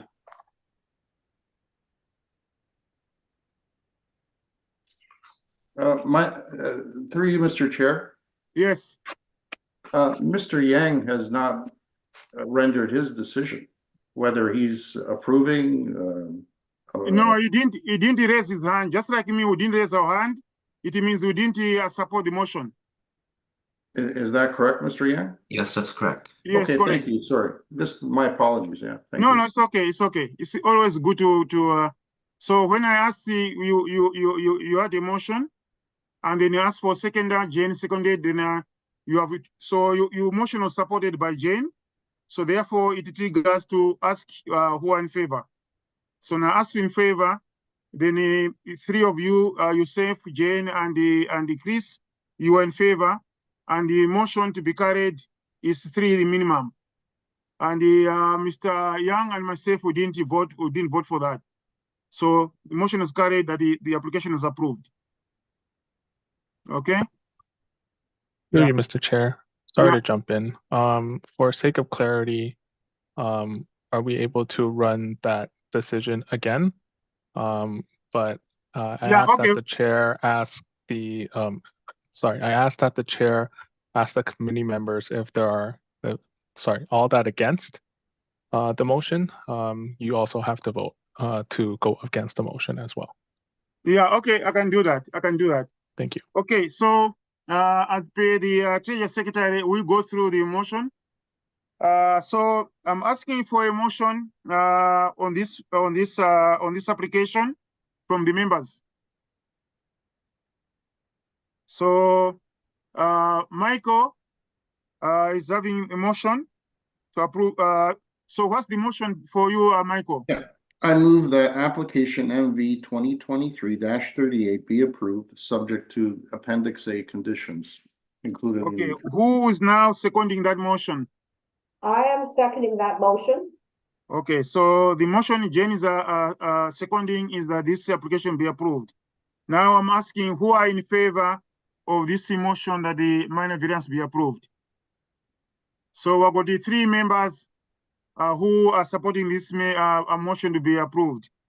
What about those who are have the motion that this application be denied? So two members proposing that the motion be denied. Three are saying it's being approved. So the motion of this application being approved is carried.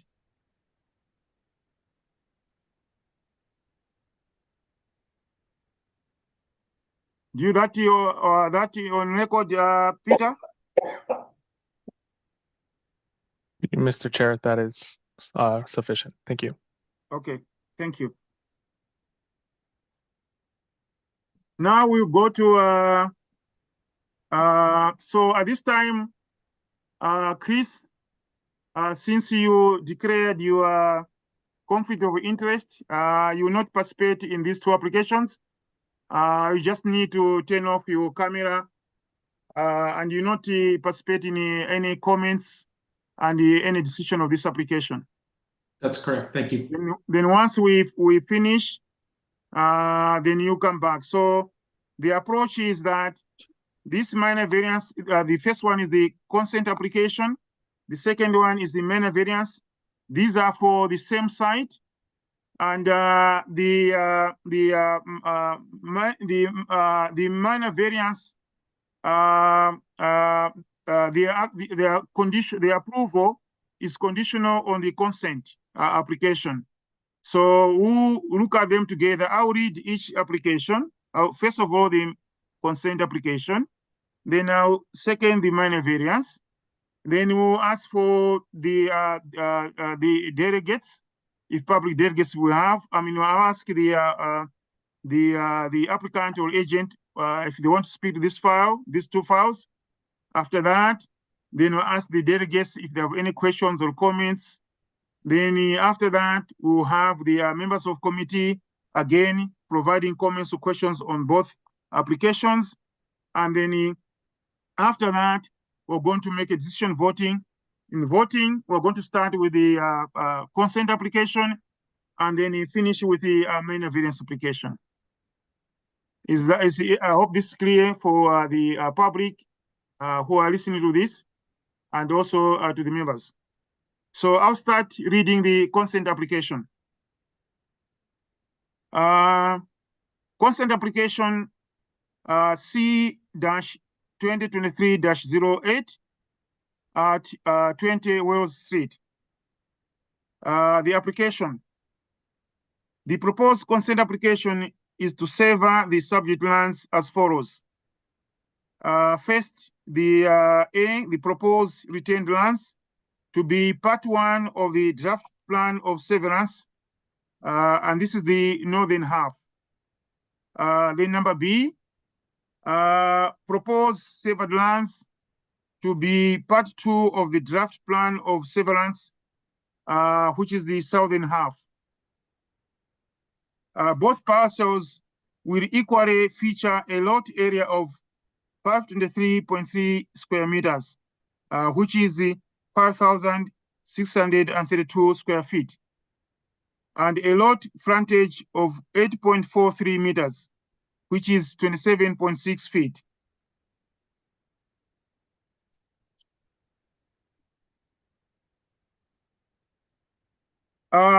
Public correspondence. There are no opposing letters, there are no supporting letters for the consent application. In conclusion, staff are satisfied with the proposed consent application. Staff have no objection to approving the consent application subject to the 8 conditions in the staff report. So there are 8 conditions in there. Now I'll move to the minor variance application for this same site.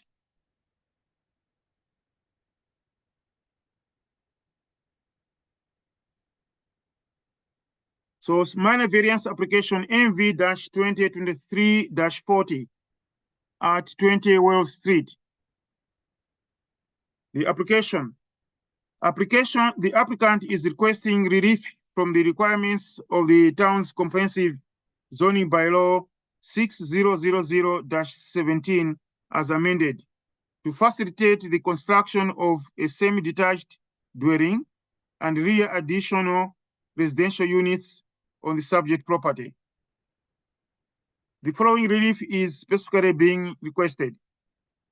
So part 1, and that is for the retained lot, that's on the northern half. A, section 7.2 of the zoning bylaw requires a minimum lot frontage of 20 meters for semi-detached dwellings. The lot frontage is 16.86 meters.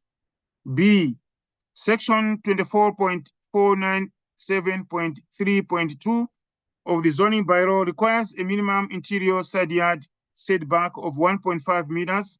The applicant is proposing a carport, which is 0.3 meters to the interior side property line.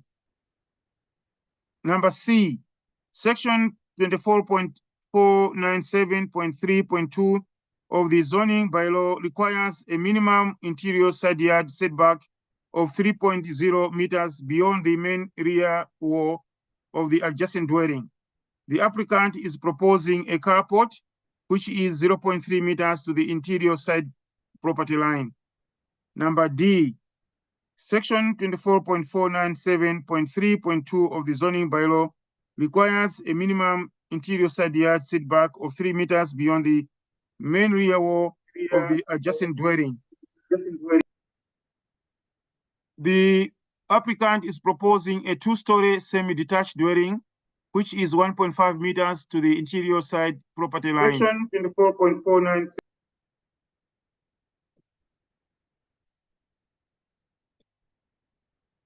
I can hear some echoing here.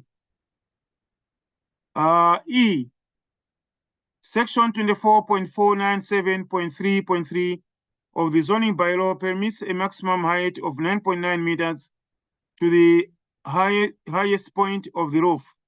The applicant is proposing a 2-story semi-detached dwelling with a height of 11.2 meters to the peak of the roof. F, section 24.497.8 of the zoning bylaw permits a maximum gross floor area of 40 square meters for detached accessory structures. The applicant is proposing an additional residential unit with a gross floor area of 160 square meters. G, section 24.497.8 of the zoning bylaw permits a maximum height of 3.5 meters to the midpoint of the roof for detached accessory structures. The applicant is proposing an additional residential unit with a height of 6.9 meters to the midpoint of the roof. Section 24.497.8 of the zoning bylaw permits a maximum height of 4.5 meters to the peak of the roof for detached accessory structures. The applicant is proposing an additional residential unit with a height of 8.6 meters to the midpoint of the roof. And the I, section 5.6.1AI of the zoning bylaw permits a maximum driveway width of 3.5 meters. The applicant is proposing a driveway width of 6.8 meters internal on site. Part 2, which is for the severed land, severed lot, southern half. A, Section 7.2 of the zoning bylaw requires a minimum lot frontage of 20 meters for semi-detached dwellings. The lot frontage is 16.86 meters. B, Section 24.497.3.2 of the zoning bylaw requires a minimum interior side yard setback of 1.5 meters. The applicant is proposing a carport, which is 0.3 meters to the interior side property line. C, Section 24.497.3.3 of the zoning bylaw permits a maximum height of 9.9 meters to the highest point of the roof. The applicant is proposing a two-story semi-detached dwelling with a height of 11.2 meters to the peak of the roof. D, Section 24.497.8 of the zoning bylaw permits a maximum gross floor area of 40 square meters for detached accessory structures. The applicant is proposing an additional residential unit with a gross floor area of 160 square meters. E, Section 24.497.8 of the zoning bylaw permits a maximum height of 3.5 meters to the midpoint of the roof for detached accessory structures. The applicant is proposing an additional residential unit with a height of 6.9 meters to the midpoint of the roof. Section 24.497.8 of the zoning bylaw permits a maximum height of 4.5 meters to the peak of the roof for detached accessory structures. The applicant is proposing an additional residential unit with a height of 8.6 meters to the midpoint of the roof. G, Section 5.6.1 AI of the zoning bylaw permits a maximum driveway width of 3.5 meters. The applicant is proposing a driveway width of 6.8 meters internal on site. Applicants stated reasons for not complying with the zoning bylaw.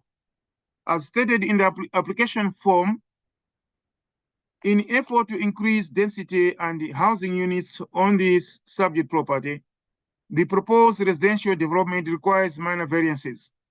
The general intensification is limiting new development to comply with the current zoning bylaw, that which will require a comprehensive update to meet the changes to residential development.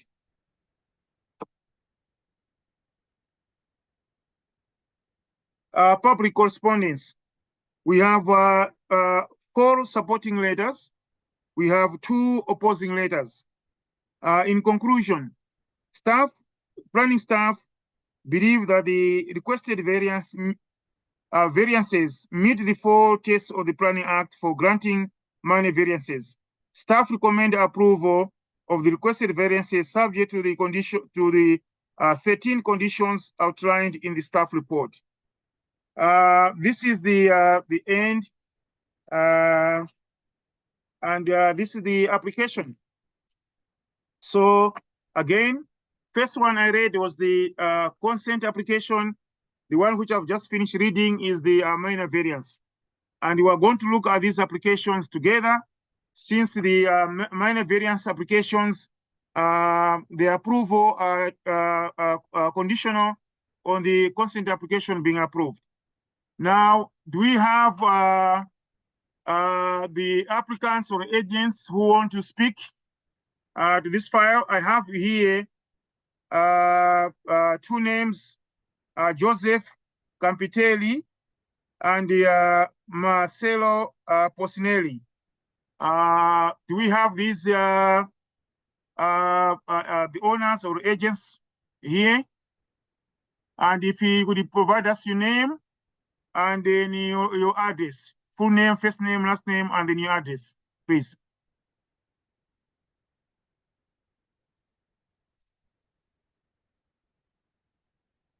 Hello, can you hear me? Yeah. And if you would provide us your name, I think you should switch off on the if you are your address, please. If you have a YouTube, please can you switch that off because it's echoing. Hello, can you hear me? Hello? Yes, yes. Can you hear me? Yes. Okay. My name is On the, if you are here, please. Yes, Can you please. can you switch that? Can you turn off the YouTube? I think you have switched on. You are listening to that.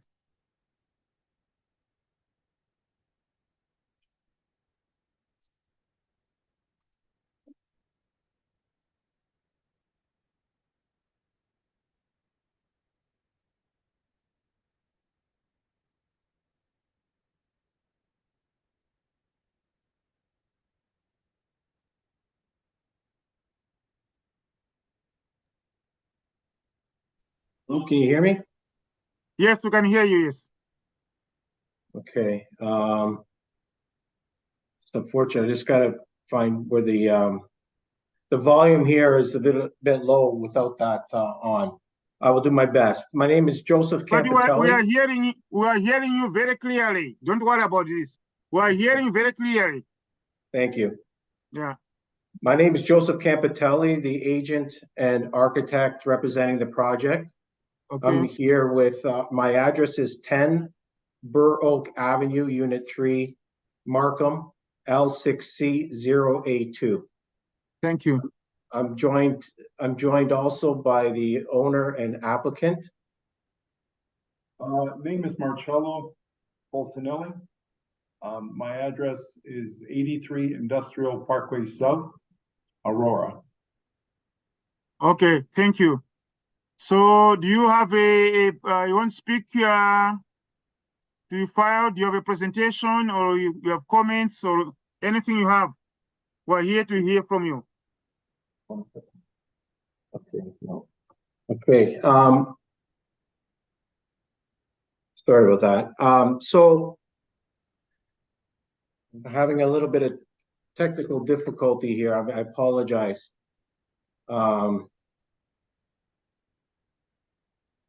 So I appreciate that we have quite a list here, as you've read out in our requested variances. We're thankful for the approval on the consent to sever. The effort here is to design and create this semi-detached dwelling with the carport leading to garage with an apartment in the rear.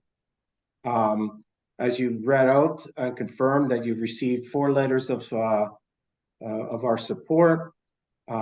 We've read through the planning comments. It was very thorough.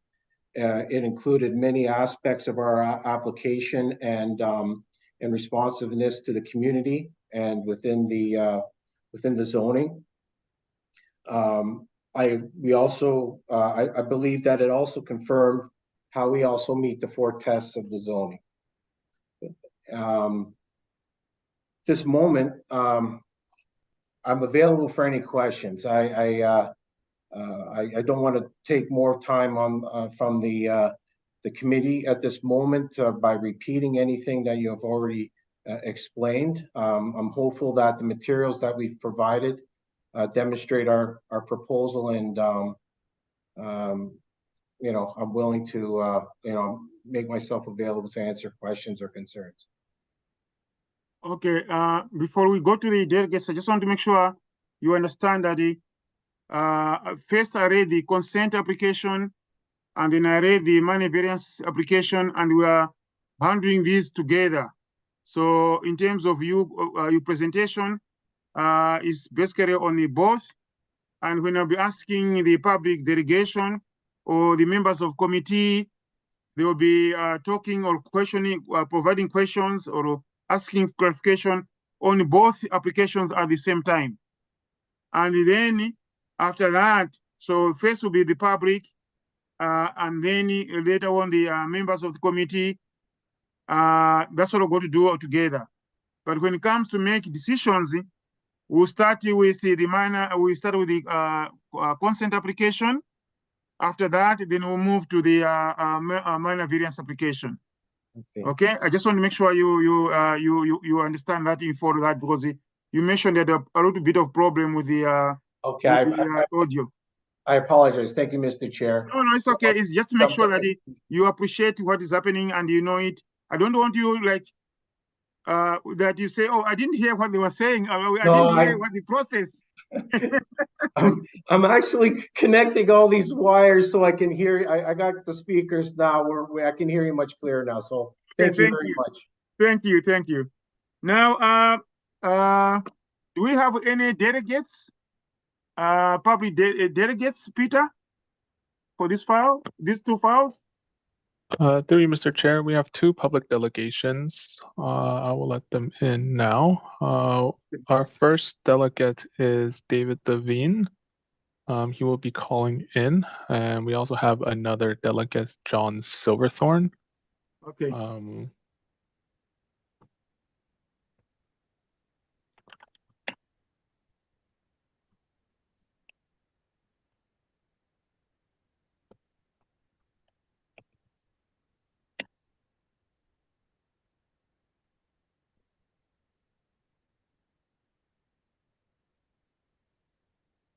Through you, Mr. Chair, David is in the call now. I ask that David unmute himself.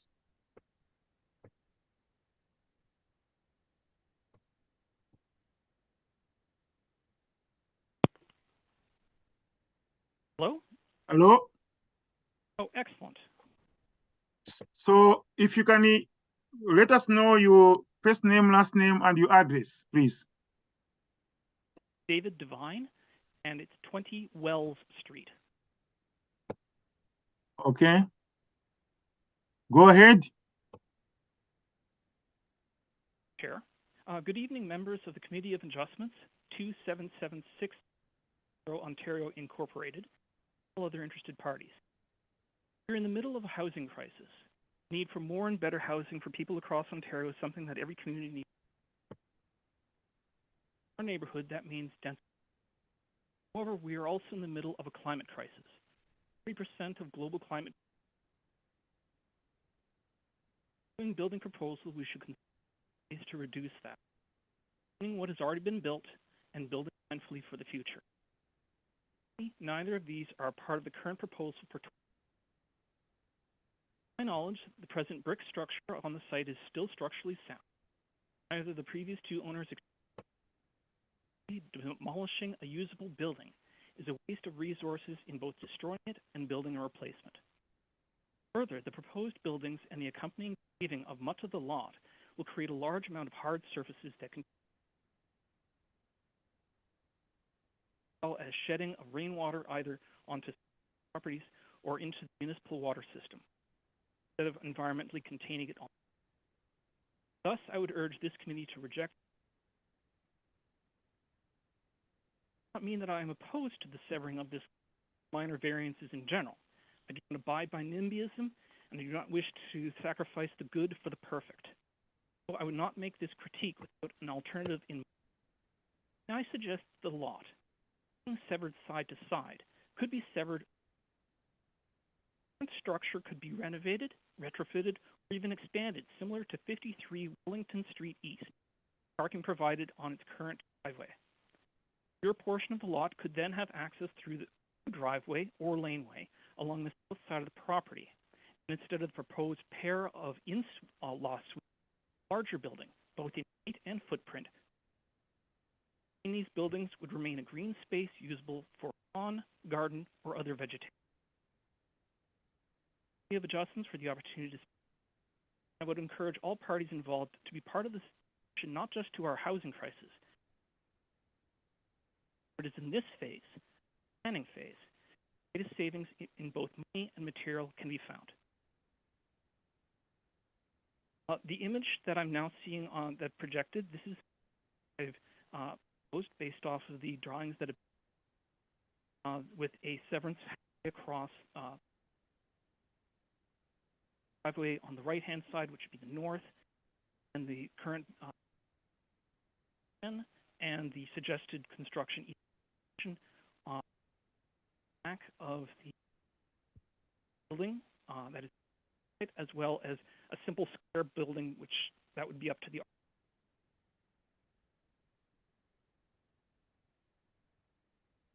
In any case, I appreciate this opportunity to speak. As noted over the last few hours, this particular application has quite a few minor variances requested. As they say, for which is asked. Very much for your time. Okay, thank you, David.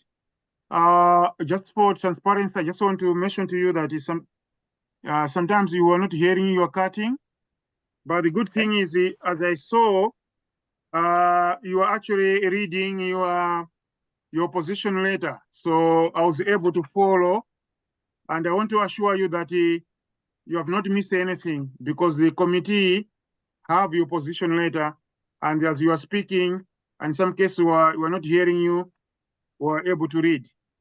Okay? Okay, thank you. Yeah.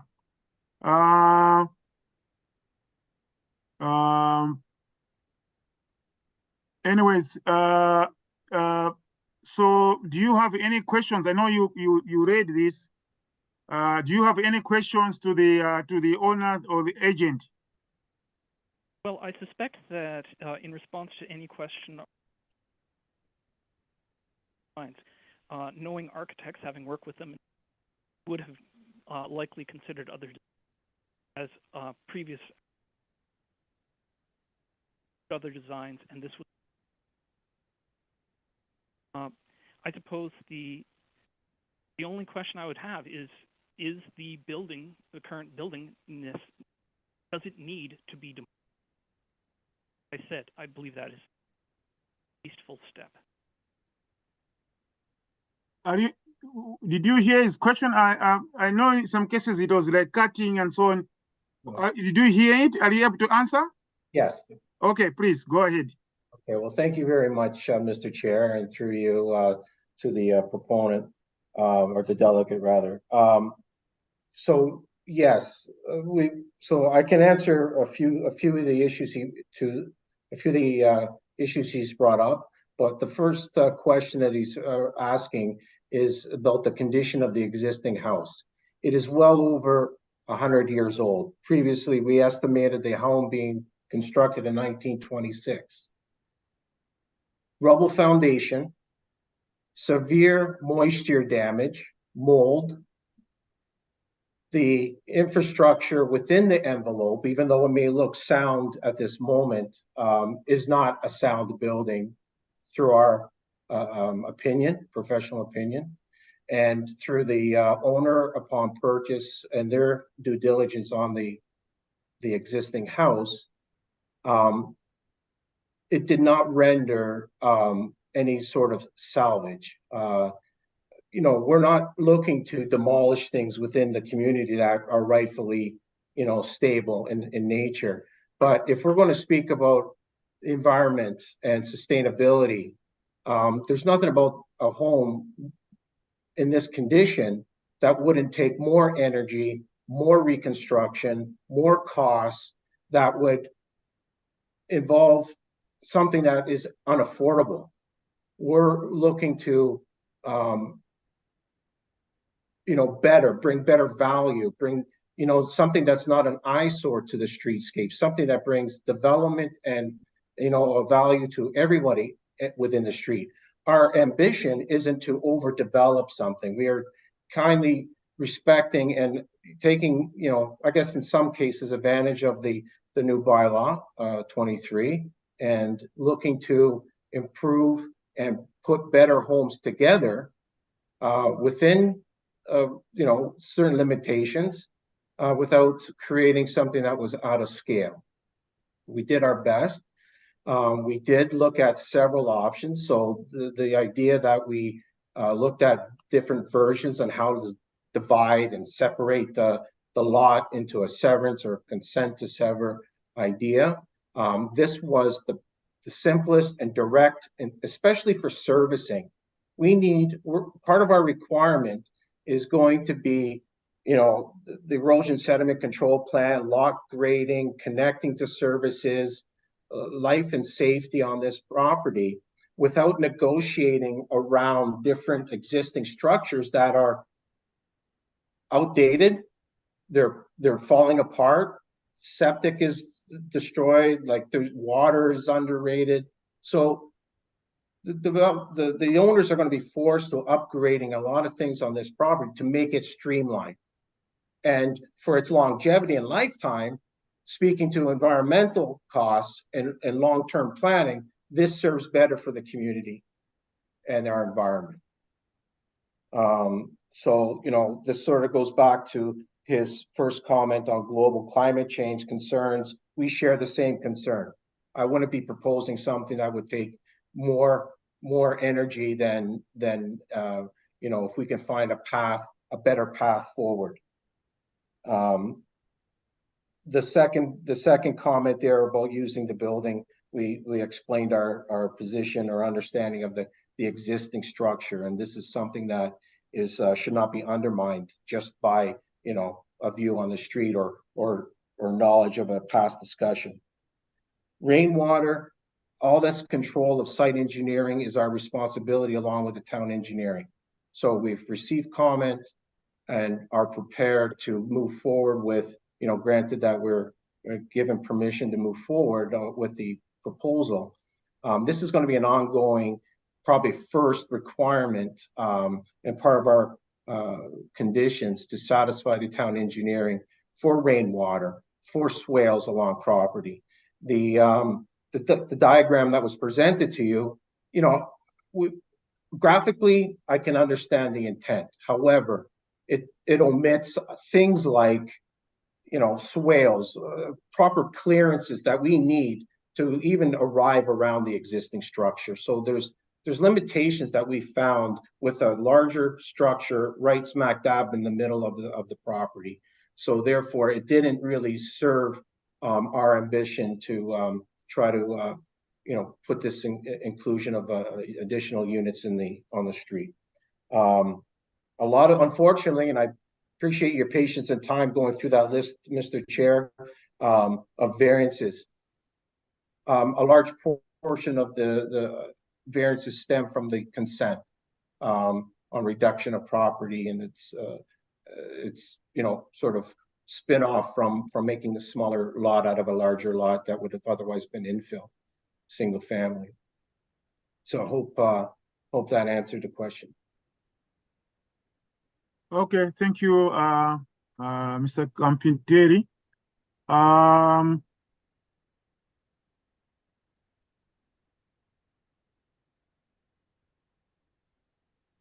Do we have another delegate? Yes, Mr. Chair. Okay. So if you can give us your name, first name, last name, and your address, please. Sure. My name is John Silverthorne. I reside at 32 Wells Street, the property just adjacent to 28 Wells Street. Okay. Thank you. Go ahead. Thank you. Thank you, Mr. Chair. As I said, my name is John Silverthorne. My wife Sharon and I are the proud homeowners of 32 Wells Street, the property right next door to 28 Wells, which we've resided since December of 2021. We've grown up in the York region, have lived previously in Markham and Stouffville, and are now very pleased to call Aurora our home. The beauty of our neighborhood in this town is dependent on decisions made by this committee in upholding the bylaws as set forth by the town, allowing for some minor variances where they make sense, while preserving and protecting the community that you serve. Further to the brief written submission that we provided in advance of this meeting, and which I hope you all had a chance as committee members to read, I appreciate the opportunity to emphasize just a few of the points through this narrative. First, with respect to the proposed severance of the lot in order to facilitate the construction of 2 semi-detached houses, we do understand the implications of Bill 23. We do understand how, therefore, the subdivision and creation of 2 homes on 1 lot would be desirable. And we have no objection to that, provided the applicant works within the town bylaws to construct the 2 homes. Unfortunately, given the 16 proposed variances outlined in file number 2023-40, this doesn't appear to be the case. That said, there are specifically 2 issues that are of significant concern to us and ought to be to the committee. First is the variance to section 24.49732 for both lots of the minimum interior side yard from the required 3 meters to a proposed 0.3 meters. That's about 9 inches. From the that effectively means that the posts supporting the carport will be less than a foot from our property fence, and the supported roof of the carport will actually be over our fence. Not only does this completely defeat the purpose of having a bylaw which enforces a minimum space between homes, that also places both adjacent properties at great risk. Should a fire occur at 28 Wells, there would be little or no protective space between the properties, and we believe that should be unacceptable. The second and more overwhelming concern is the proposed accessory structure, namely the garage and apartment above the garage. Contrary to section 244978 of the zoning bylaw, not only is the maximum height of the proposed structure to be double the allowable limit, the gross floor area is proposed to be 4 times that of the allowable size. The garage proposed area of 160 square meters actually translates into just over 1,700 square feet.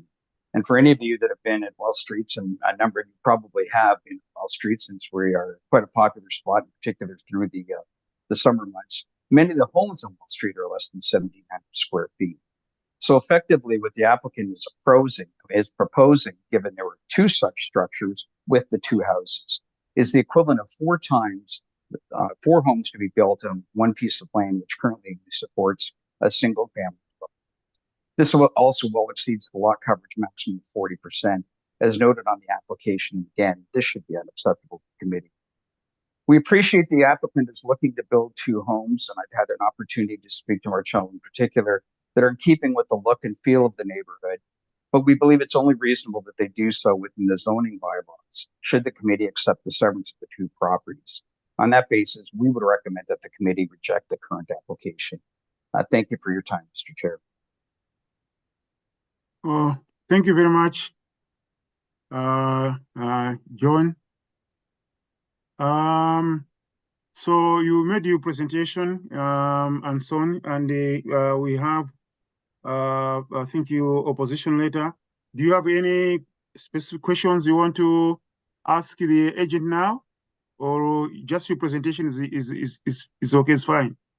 Actually, Chair, a question of you, if I could, at some point. How is it that we get, as the public, we get the opportunity to see the conditions outlined by town staff? So you mentioned in the consent agenda item, which is for the separation of the property, that there were 8 conditions put forward by staff. I'm just not sure where, as public, we see what those 8 conditions are. So those conditions, maybe I can ask you, Adam, to explain, but they are in the, I have myself in front of me here, the staff report, and then at the end, you have got the conditions, and then the supporting figures, but I'll leave that to Adam. Through you, Mr. Chair, that would be my exact same answer as well. They're just attached as an accompaniment to the back of the staff reports. Thank you, Adam. So just to ask you more, did you go to the town's website and look at the staff report, or what did you do to look at the report? I went through all the reports and all of the detailed schematics that were provided, so that's where I was drawing this information from. I just said I didn't interpret that as being conditions that the staff were applying. Oh, okay, okay. Thank you. Okay.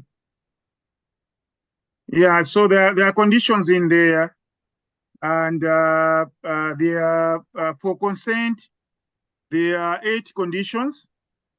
Then for minor variances, there are 13 conditions. So the conditions, I'm doing this just for the sake that transparency, so that you know, because you have been honest that you didn't know about them, maybe you didn't look at them. I may not read them, all of them, like verbatim, but the comments, let's say for minor variance, the conditions from the planning and the development services, there are 2 conditions. Then there are from operation services, Parks Division, there are about 1, 2, 3, 4, 5 conditions. From the development planning, they are basically general in terms of conforming to the property. Then from the operations, they are dealing with the preparing an evaluation report for trees, scheduling of monitoring of ongoing site operations, something about providing a vegetation compensation and replanting plan, ensuring that the applicant is complying with the Aurora tree permit by law, something to do that providing securities, financial securities for the works. Basically, as you may know, securities are important.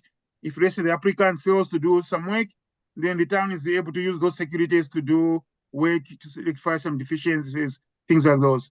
Then there are conditions from public works operations dealing with making sure that these two properties, if let's say they're approved, they should have separate water main and sanitary sewer connections. Also indicating that they should apply for road occupancy permit so that they can construct the works. And then the last set of conditions coming from engineering and capital delivery, those ones they deal with making proper arrangements in terms of making all the payments of applicable charges and fees. Then also about connection, installation of water meters and any other municipal servicing, make sure they're done according to the town's standards and specifications, and they need to be approved. They'll have to prepare a design for that. And then lastly, it's about the property to ensure that the grading is done properly, the drainage is done properly, so that all the stormwater can be contained within the site. Make sure they don't go to your property to the south or other properties around and so on. Basically, stormwater management. So basically, those are the conditions in the minor variance. They're somehow similar to the ones in consent application. Only that the only different ones for consent application are to deal with the legal department, paying legal fees, preparing the ARA plan, registered plan, showing all the properties appropriately, after the surveyor doing the work. So basically, those are the conditions there, and that the works, these conditions, they are valid up to 2 years. They have to be achieved within 2 years of the decision. Yeah, so that's what it is. Thank you, Mr. Chair. I appreciate the transparency and going into further detail on that. So they're not weighing in then on whether it's appropriate for the structure to go from a 400 square foot building to a 1,700 square foot building, correct? So basically, the application, that's what they have in application. So the first one, the consent application, is that they're severing the land into two properties. One retained, the other one is be severed. So they're dividing. That's the first one. So with those, the first one is the dividing of the lands. That's where like the town is saying, if let's say the committee is okay with this dividing of the land, then there are the conditions of approval. So if the committee says, okay, well, you can go ahead, the town staff or they're saying, okay, that will go with these conditions. We have to satisfy these conditions, though the committee has agreed. Okay. Then for the minor variances, these are the variances from the property. So for now, you have got these two lands divided, and then in each of these two parcels, now they are building these houses, and they've got different measurements and so on. They're not meeting all the zoning requirements. Okay, so there are conditions that there are minor variances for retained road, and there are also minor variances for the severed road. And these minor variances, they have to do with the frontage, they have to do with the side yards, they have to do with the roof heights, and so on. They have to do with the driveway, a maximum driveway, and so on. Okay. So basically, if the committee, first of all, the consent application. If the consent application, then we'll go, it's approved, then we'll go to minor variance. The reason we are doing that order is because the approval of the minor variances depend on, or they're conditional on the severance being approved. If we are saying no to be severed, then minor variances they don't exist, because the land is not going to be severed, and then they're not going to build these two houses or this house with the two sort of semi-detached. Okay, you follow? Hello? John is frozen. Yeah. Anyway, I've gone in more just to explain so that this is public, this is objective so that the public understand what we are going through. So John is frozen, and I think he is the, Peter, do we have another delegate? Maybe he's not registered. Do you have the third delegate? Through you, Mr. Chair, there's no further public delegations for this application. Okay, thank you. Now we move to the members of the committee. If you have any comments or questions on these two applications. Thank you.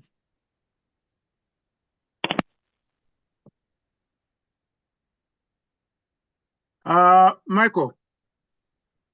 Through you, Mr. Chair, I have a question for Mr. Devine, I guess, if he's still available. I know his microphone was off there, and it was. You are talking about the. No, Mr. So, David Devine, if he's available to ask a question. I'm not sure if so. David Devine is the one of the public delegates who spoke was the first one to speak, eh? Correct. Yeah. I'm not sure whether Peter, can you check that for us, please? Through you, Mr. Chair, David has left the meeting. I don't see him in the waiting room either. At this point, I don't believe he will be coming back. What about Mr. Silverthorne? Is he available? Through you, Mr. Chair, Mr. Silverthorne, after being frozen or disconnected from the call, has not returned either. Okay, so I guess I'll direct my questions to the applicant, Mr. Campitelli. According to the letter of opposition for Mr. Silverthorne, for Mr. Devine, he wasn't totally opposed to dividing the lot. So if we're looking at the consent application, it seems like four neighbors are okay with everything, and even Mr. Devine was okay with the severance. Just the way of severing it was different. And I looked at his diagram and I think that's almost impossible to do that, because if you're severing back to back, then you gotta allow different owners to have access to the back property, and you gotta have a right of way. You've got to have a legal provision to allow access to the back property. So I don't know whether that would work. Right. Yeah. So to me, I mean, he's not opposed to the severance. I wanted to ask Mr. Silverthorne if he was opposed to the actual severance. Through his comments, I don't think he was. I think he was okay with it. So in dealing with the consent application, I think, it makes sense. It's good planning, given, the Bill 23, and given the neighborhood that this is in, there is a lot of multiple residential units in the vicinity, in the area. It's downtown Aurora, where they're looking at attracting more density, building a downtown core with the new facility that the town is undertaking. So bringing more people in, I think, is a positive thing. So I mean, if we're dealing with the consent application, I don't see any opposition. I think it's good planning. It meets the 4 tests, and I'll turn it over to you, Mr. Campitelli. First of all, I guess, would severing the lot the way Mr. Devine suggested, would that make sense? So through you, Mr. Chair, thank you, Mr. Visconti, for the question. I want to bring to your attention on the on Mr. Silverthorne's letter, the first paragraph. He notes that we are not contesting the severance. Okay, thank you. Okay, to answer the second the second part, I suppose, is as you sort of logically went through the severance process of a lot like this in this nature.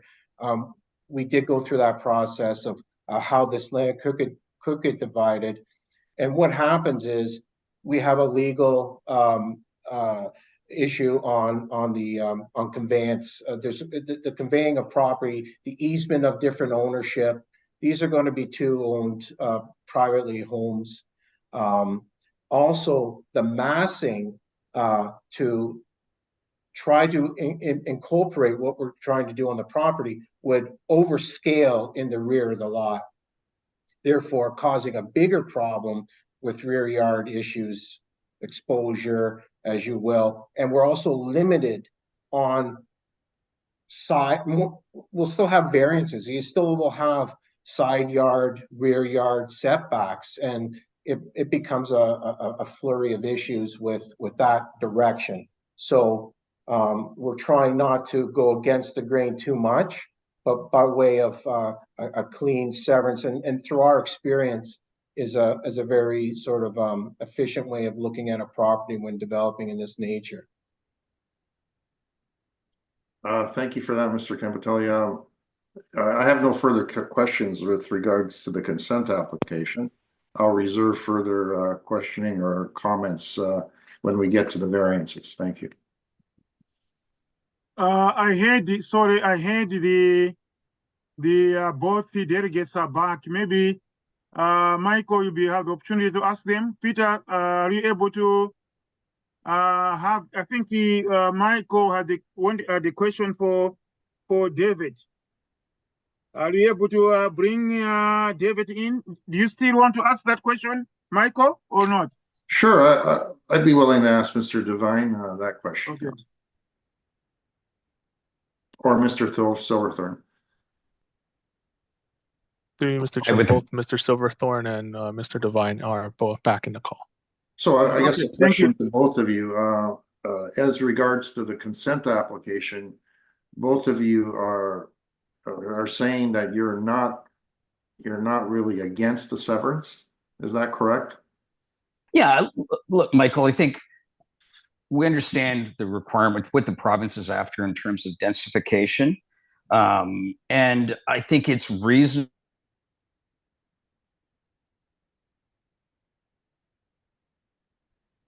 It's frozen again. Maybe we should ask Peter if you could ask him to turn off the video. That may help. For the two pieces that certainly from my perspective and from my wife's perspective, we're concerned about. They're effectively just trying to jam too much building, in a half a lot, which if they kept it as a single lot, they could have, and I've sat through the full meeting today, so I know the discussions that we've been having, and there certainly are bigger homes in the street, but as to what they're trying to do in that condensed half lot and the amount of property they're trying to put on it, which from my perspective, I know we call this a minor variance. I mean, I don't know how 4 times the size of a structure can be considered minor. I guess my question to you is, you're okay with the severance? That's okay with the severance. Yeah. We can deal with minor variances later. I mean, at this point, that's my question to you. Right. Thank you. And same question to Mr. Devine.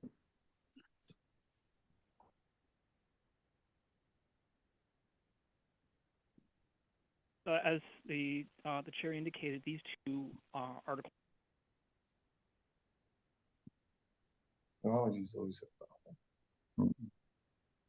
And that I think that it would, if the. Sorry, am I muted still?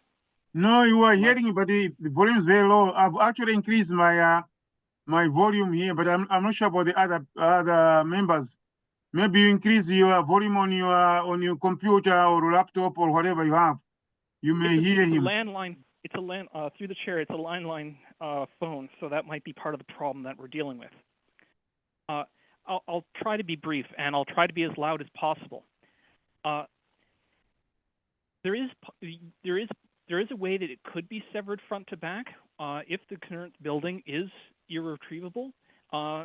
In Toronto, they make use of laneway construction all the time, and that something like that could be a solution here for a building at the back of the lot or midway through the lot, however they would choose to do it.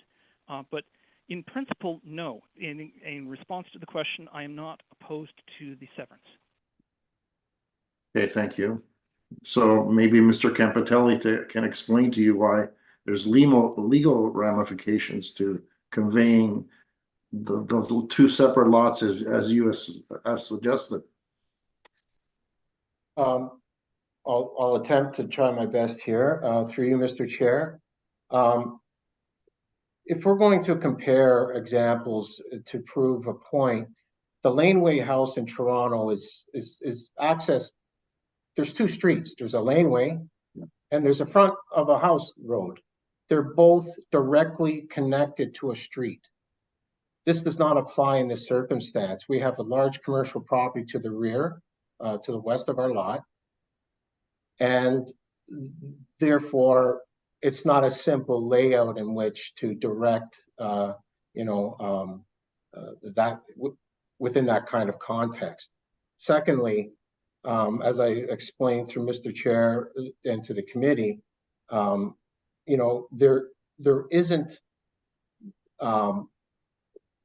the amount of legalities, the easements, the changeover of ownership of property once conveyed.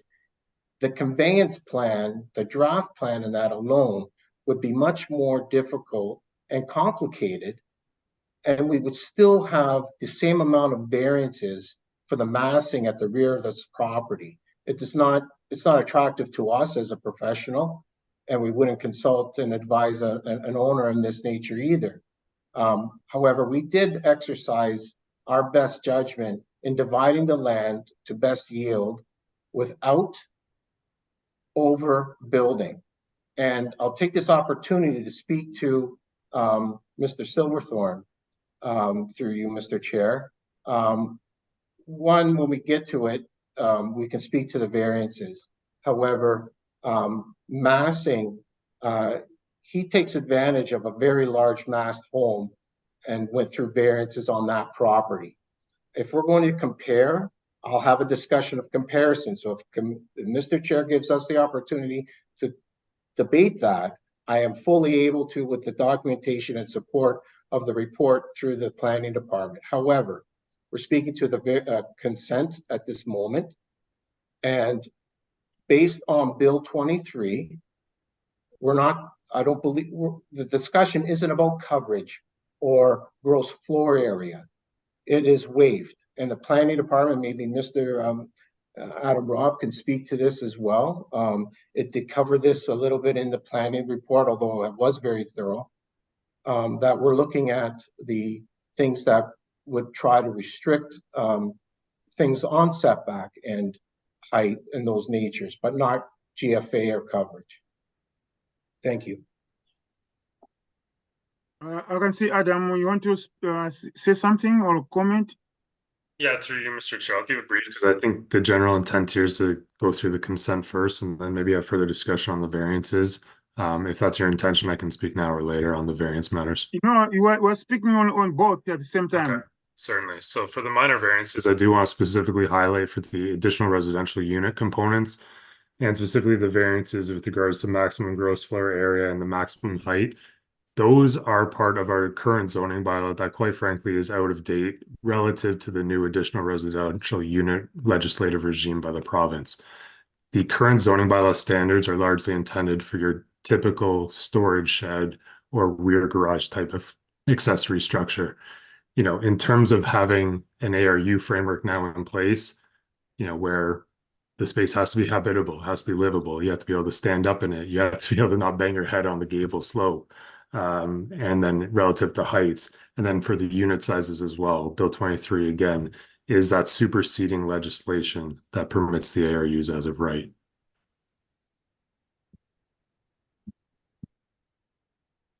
Okay, thank you. Michael, you have further questions or comments? I have no further questions or comments on the consent application at this time, Mr. Chair. Thank you. Yeah, but okay, so we are providing comments or questions on both the consent and minor. So you seem to have talked or mentioned about consent. I just want to make sure you Okay, You were on able to provide comments on both. If you are not focusing only one, it's both the applications. yeah, on the minor variances, I don't have major issues with it. Okay. Except for what Mr. Silverthorne mentioned, and that, you know, there's the side yard setback relative to this property is only 0.9 or something. And maybe Mr. Campitelli can address, you know, what kind of, you know, water swales or something to protect his property from damage in the future where these minor variances approved. I guess maybe he needs some reassurance that his property is not going to be negatively impacted by these two new homes when it comes to water drainage and so forth. That's my concern. So, Mr. Campitelli, are you able to respond to Michael's question? Yes. So thank you, Mr. Chair, and for the question. So site engineering is a big aspect, and it's become a very more important aspect to prior to even getting a building permit application. The incorporation of a swale is absolute. That's primarily where we step back the home at ground floor. The house is, if we realize what the building form is, it's located double, 11, almost 12 feet from the property line at ground floor, whereas the neighbor to the south, his home is actually 4 feet from the property line based on our survey. The open-sided carport, although it's giving structure to the second floor, which is at its limitation at its 5-foot setback from the property line, is an open air structure, as I repeat. However, it's the columns that are in question here that we're requiring the variance for. We need and will be allowing the required swale. You know, it's a minimum, I believe, of 2 feet and almost 3, up to 3 from the center line of the property line in which to allow proper drainage. So at the end of the day, our effort and our agreement with the developer or the owner developer of this property is to satisfy that site engineering, which means all the site drainage cannot impact our neighbors. That's the bottom line. It's something that we as professional architects and forthright with the engineering department that everybody needs to uphold.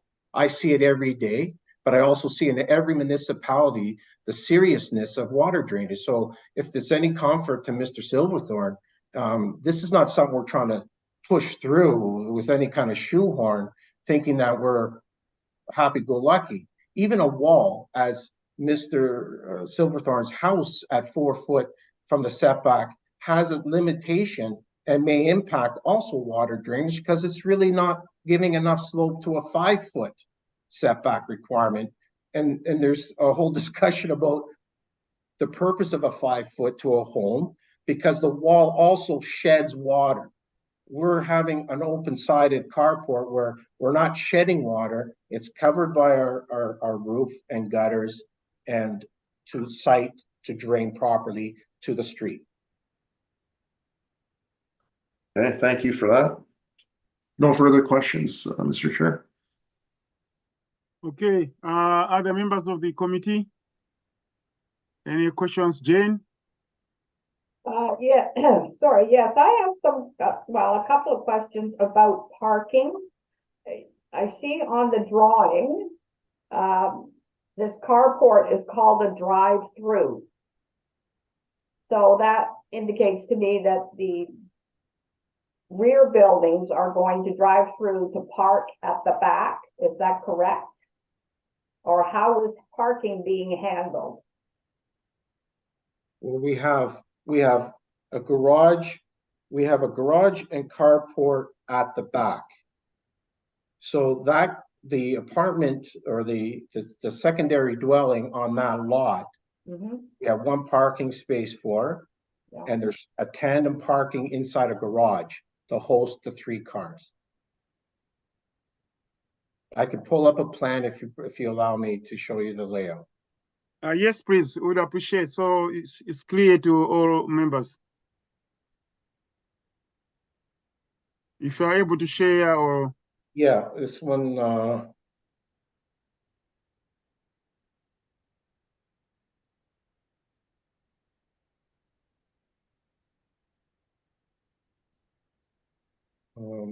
I'm just finding the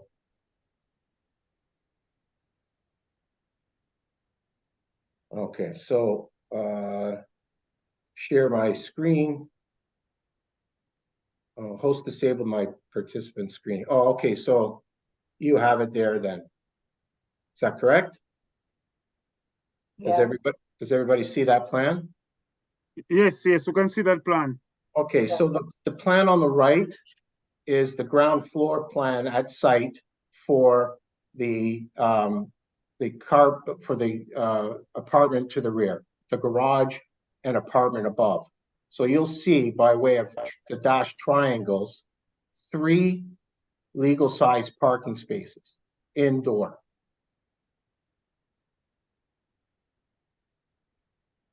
But they all will have access through that drive-through. Yes, that's the only way Okay. we were able to design and incorporate this on an efficient manner. Okay, thank you very much. Thank you.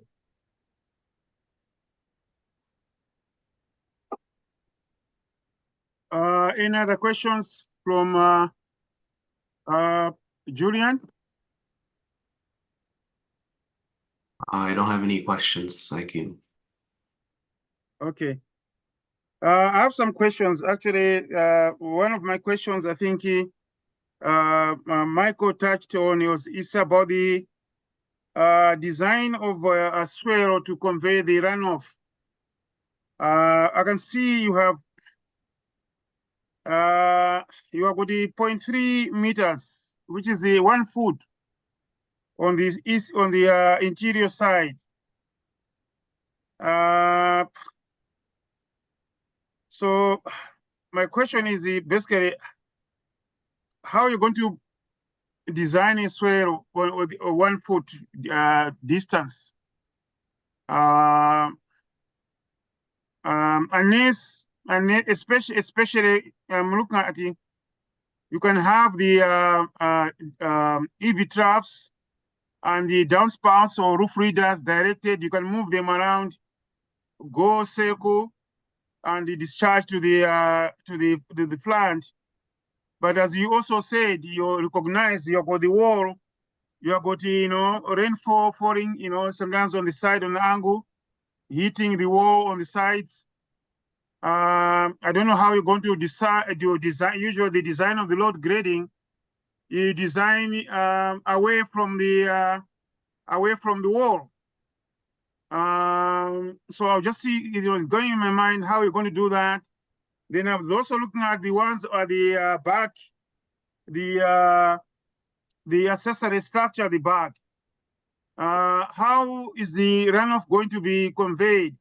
Are you going to make it that you're going to raise the ground up there on the back so that the runoff, the overrun flow goes maybe through the garage and so on, where the parking areas are, and into the front? Maybe if you can provide a little bit of explanation there. Mr. Chair, I'll speak first, and then Mr. Poisonelli may also have something to offer here. First off, the swale, the advantage of the structure that we have along the carport as being open air, it's not intended, it's not designed to impact the swale. The swale starts from the center line of the property line, like it's on center with the property. Yeah, so yeah. Share. So at the end of the day, there may be some overlap with a slope to the swale, if granted around that 1 foot portion. However, that area where those columns are is actually covered by that roof extension, and then thereby conveyed through rainwater leaders out to the swale to the front of the property. Site engineering at this moment hasn't been completed. We're obviously trying to make sure that we get our variances in the consent to sever. Based on this, if we're granted any approval today, our job isn't done. We have a long road to ensure that we figure out the drainage on this property. Number one, I would mostly state is you can't raise the property up and start creating knee walls to satisfy your lot drainage. That would be important fact to every lot owner. And there would be an opposition on our side if the neighbors decided to change their lot grading. So we're limited to the bylaws and the site engineering to properly drain this. The development is to take advantage mostly of the existing grade, the topography of the lot. We're proposing homes. We're not proposing regrading and creating a whole other hips and valleys within the property. We are going to try to look at specifically the envelope of the home, where the rainwater leaders would guide down, but primarily meet existing grades. If there needs to be the induction of a swale that may not be apparent on the lot, strengthfully, I suppose, by getting ushering water out as best as possible. We're hoping not to implicate that by, nobody wants any problems with the neighbors. The intent is not to put ponds in front of anybody else's property. We're going to be going through that process. We're forced, and we're having to be committed with the engineering department to solve those problems. I hope that answers your question, Mr. Chair. Yeah, I just wanted to, I saw the one thing which you have sort of satisfied me there is that you going to use a common swale between the two properties, which is a common design. So you have the property line, you have got the swale there. You'd have maybe a fence, but still you have a fence. You have got a swale which is getting runoff from both properties. The same problem. Yeah, sorry, I apologize for interrupting you, Mr. Chair. I really do. No. Exactly. I just want to say that that's exactly the same scenario. We have that's what I'm saying. That's why I'm agreeing with you, because that's what you explained. So because that's what you explained. So I'm echoing with you. Yeah. That's what it is. Somehow. So the other question is not necessary to you. Is the for the planner for Adam? I know you have explained before, but I just want to make sure the committee members are aware. This is about. I know you are smiling. You know already some of the height. It's relative to the areas. Midpoint, peak of roof.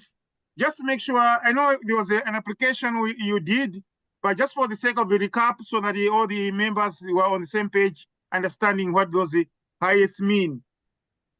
Yeah, sorry, through Mr. Chair, just to clarify too, are you speaking about the ARUs or the primary dwelling? It doesn't matter, because you see the concept is the same. Right. I know you have the detached accessory and so on, or the main one, but just for the sake of understanding what those mean. Yeah, absolutely. So the zoning bylaw provision specifically speaks to either roofs that have a flat roof or they have a gable peak to them. So for buildings with a roof that have that gable peak as shown in this proposal, it is a vertical distance between that average finished grade and then either the highest point of the roof, where it shouldn't be greater than 9.9 meters, or then to the midpoint of the roof at 9 meters. And midpoint is the distance between where the gable, figure a triangle in your mind, that top point and then the base of that gable end. Okay. Now I have another question to the agent. What's the justification to have a driveway which is far much wider, 6.8 meters? Why do you need that driveway? So you're referring to can you pull up the rear lot or the site plan for me? So the bylaw requires a maximum driveway width of 3.5 meters and you're proposing a driveway width of 6.8 meters. It's if you go to our site plan. I just want to know the justification. Okay, well, the justification is that number one, that's just pure access to the rear garage. We do comply with the driveway all the way leading through the property, through the carport or drive through, and it's the curve and drive into the garage. That is where the red cloud is where the 6.8 meters was taken at. Okay. And not at the front lot. So this was purely a circulation dimension. Yeah, okay. It's not at the street. Okay, so basically it's circulation, okay. Just another question to the planning staff, just again confirmation. So I would guess these are the only variances you have. So in terms of the size of the rooms, they are all okay. There's no issue at all. Through you, Mr. Chair, yes, I can confirm that our building staff had prepared a diligent review through the preliminary zoning review, and the variances at hand are the ones that are required, and no additional variances are necessitated. Okay. The last question maybe again to staff. Let's say if this variance is approved and the many variances are approved, will these two lots have separate addresses or have one address? Yes, through you, Mr. Chair. Should the application be approved, we will undertake specific street addressing or property addressing for the new parcels. Okay. Yeah, I think those are my questions. Thank you for clarifying. Going back to the members, any further questions? Michael? Through you, Mr. Chair, I'm wondering if there's consideration from the applicant to include permeable material for the driveway to allow some of the water to penetrate into the like bricks or stone or some kind of permeable material, so that the water, because I don't see a lot of green space here left behind. Mr. Chair, if I can answer that in part, Mr. Poisonelli might also have something to offer. It's at this point on permeable pavers, it's an option. But strangely enough, every time on other projects, and again, it's outside of maybe the municipality and the committee at this point, I haven't ever got really good response on even proposing that to committee in the past. If the town engineering department finds that permeable pavers are something that they would consider, because it sounds like it's a good idea. I see it in a lot of commercial use and public aspects where it's more vast in terms of how much paved area there are, and grading is always a problem. However, through the process, if this came up, I would think, Mr. Poisonelli can provide his response, but could there be aspects to incorporate new technology on surface treatment? I believe so. So I'm not opposed to it. I don't believe Mr. Poisonelli is. No, through you, Mr. Chair. Engineering department will give us parameters to work with. In certain areas, they won't allow that, back to Joe's point, and they have methods that they will accept for mitigation of that particular idea. And I think in saying that, we have adequate green space behind the structure to the rear and sides that will provide, but that will all have to be calculated, and the engineering department will have to give us their feedback on that before we can even comment on whether we can. As soon as we, sorry to interrupt you, as soon as we find what the problem is, then we'll find us, well, you know, it's our effort to find a solution, because either way, if an idea like permeable pavers is the deciding factor to get us clearance to go into permit, because we won't be able to submit a building permit without site engineering. We would have to Right? comply So the standards and the engineering department will probably offer good advice to us on incorporation based on our civil engineer, which we'll be retaining as soon as you know, we're granted any kind of movement forward.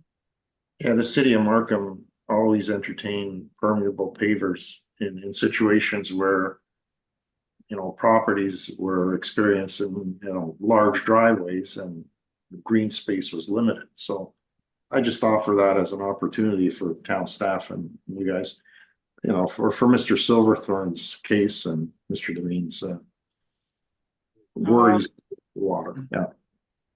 Adam, you wanted to chime in? Yes, through you, Mr. Chair. Again, the answer provided by the applicants is correct. Engineering and specifically condition number 3 will take care of that matter. But to the discretion of the committee, I also don't mind language being added to that condition, such as to have the evaluation for the potential of surface treatment improvements, including permeable pavers as appropriate.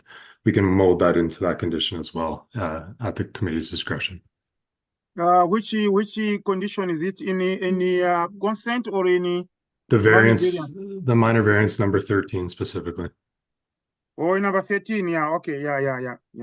Yeah, so if I would add another comment on that, I recognize what Mr. Visconti has said, but I also looked ahead, like there was another application where I talked about, you know, the missing word, there's a storm, so that is specific storm drainage. I look at this, that the town staff sometimes they'll do you know, water balance on the site, maybe the first 5 millimeter, things like those, and they will look at different ways of mitigating that. Porous pavements is another one way. There's soakaway pits, you know, different swales, of grass swales around the area to soak in, bioswales, things like those. So I know that staff will still look at that, will be able to make that determination. So on that aspect, I'm sort of comfortable that staff, they're going to look at it. They'll say, okay, this is required, as Mr. Visconti said, looking at the amount of paved surface, and then if there's need of you know, enhancing infiltration into the ground, you know, you'd have maybe bioswales and so on, or those porous pavers, but they have to be well properly designed. Otherwise, later on, you have got a sheathing and all that. Sometimes you see in some other properties, they look beautiful at the beginning, but when you have ice building underneath, because it's not properly designed, then the driveway, you find that you have cracks and all that stuff. So anyways, it's a good point. And I would say, Adam, maybe you can include that in that condition. But I don't want to make it, because I'm looking at making it as a condition when it's not necessary, then it's not good. We're just giving a burden to the applicant. You know what I mean? So I'm looking at it that maybe the town staff can decide if it's necessary. Okay? Because Mr. Campiteri mentioned, I was happy to hear about the soils, on the common soils on the property, you know, where you have collecting water and encouraging filtration, things like those. And you may find that some of the measures they're doing, they are all appropriate based on staff. And I don't want to make it something extra which is not needed. So I would maybe postpone this when it comes to the road occupancy permits or building. Definitely there'll be a site plan that staff, engineering staff at the town can decide on that. If you don't mind, Mr. Visconti. I don't mind. I mean, I trust the staff or the engineer okay. to do the right thing, so that's fine. Okay, thank you very much. Sorry, I'm explaining more because this is what I do every day. So that's Appreciate it, Mr. Chair. Thank you very much. Yeah, no problem. Makes sense. Yeah, anyways, any more comments or questions from the members? Okay, so as I mentioned earlier on, now I've reached the point of making a decision. So we'll start with the consent application. For consent application, we have got this, severing the land into two parcels. You have retained road and the severed lot, and we have got conditions there. So I would look forward to have a mover for the consent application. Michael. Through you, Mr. Chair, I move that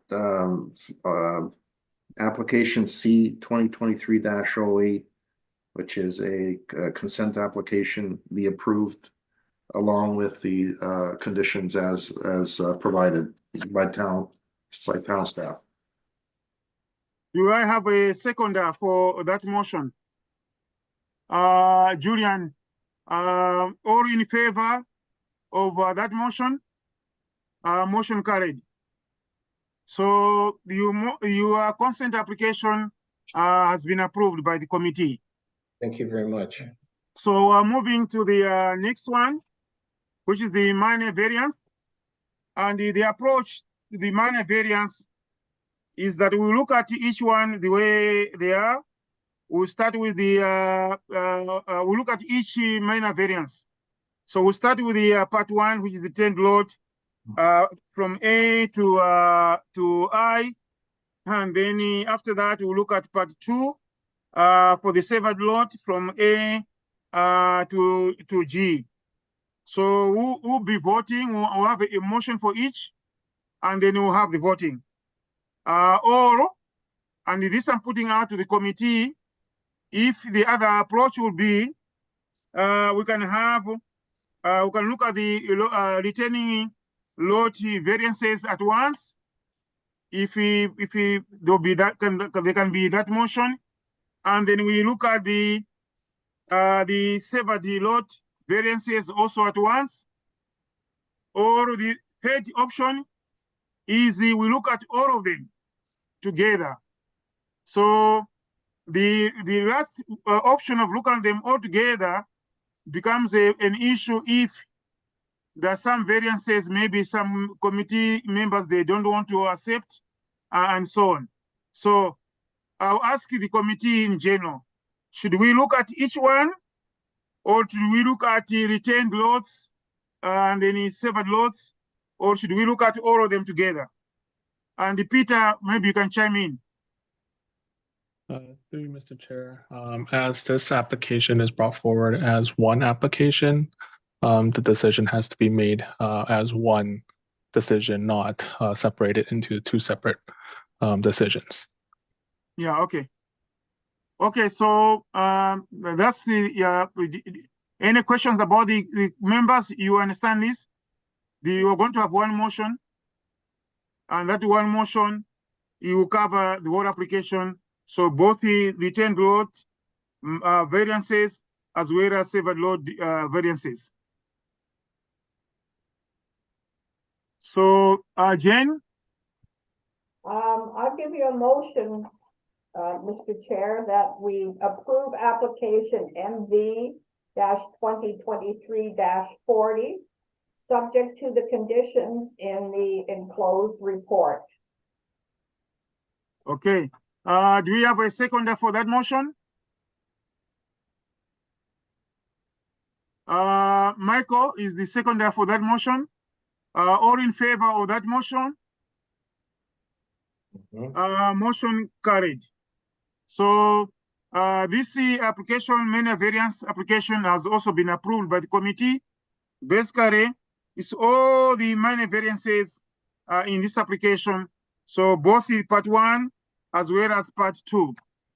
So thank you very much for being with us. The owner and the applicant, we really appreciate, and have a good night. Thank you, Mr. Chair and fellow committee members. Thank you. Your patience and attention to this is very much respected. Thank you so much. And thank you. To also the people who have chimed in as well, and the planners. Thank you. And our neighbors. And the neighbors, of course. Okay. Yeah, thank you. Thank you, everybody. Have a good evening. Thank you. Now we'll go to the second. I'm not sure. Is the Chris? Is the Chris hearing us? You can join us this time. Hello, Mr. Chair, I'm here. Just one moment, I'll get back on video. Okay, so we want to see you handsome face if you are able to see here that you are here. It's not your robot. I'm here back with you guys. I haven't been outsourced yet. Okay. Anyways, so thank you very much. So the next one is the new business. Any new business, Peter, Adam?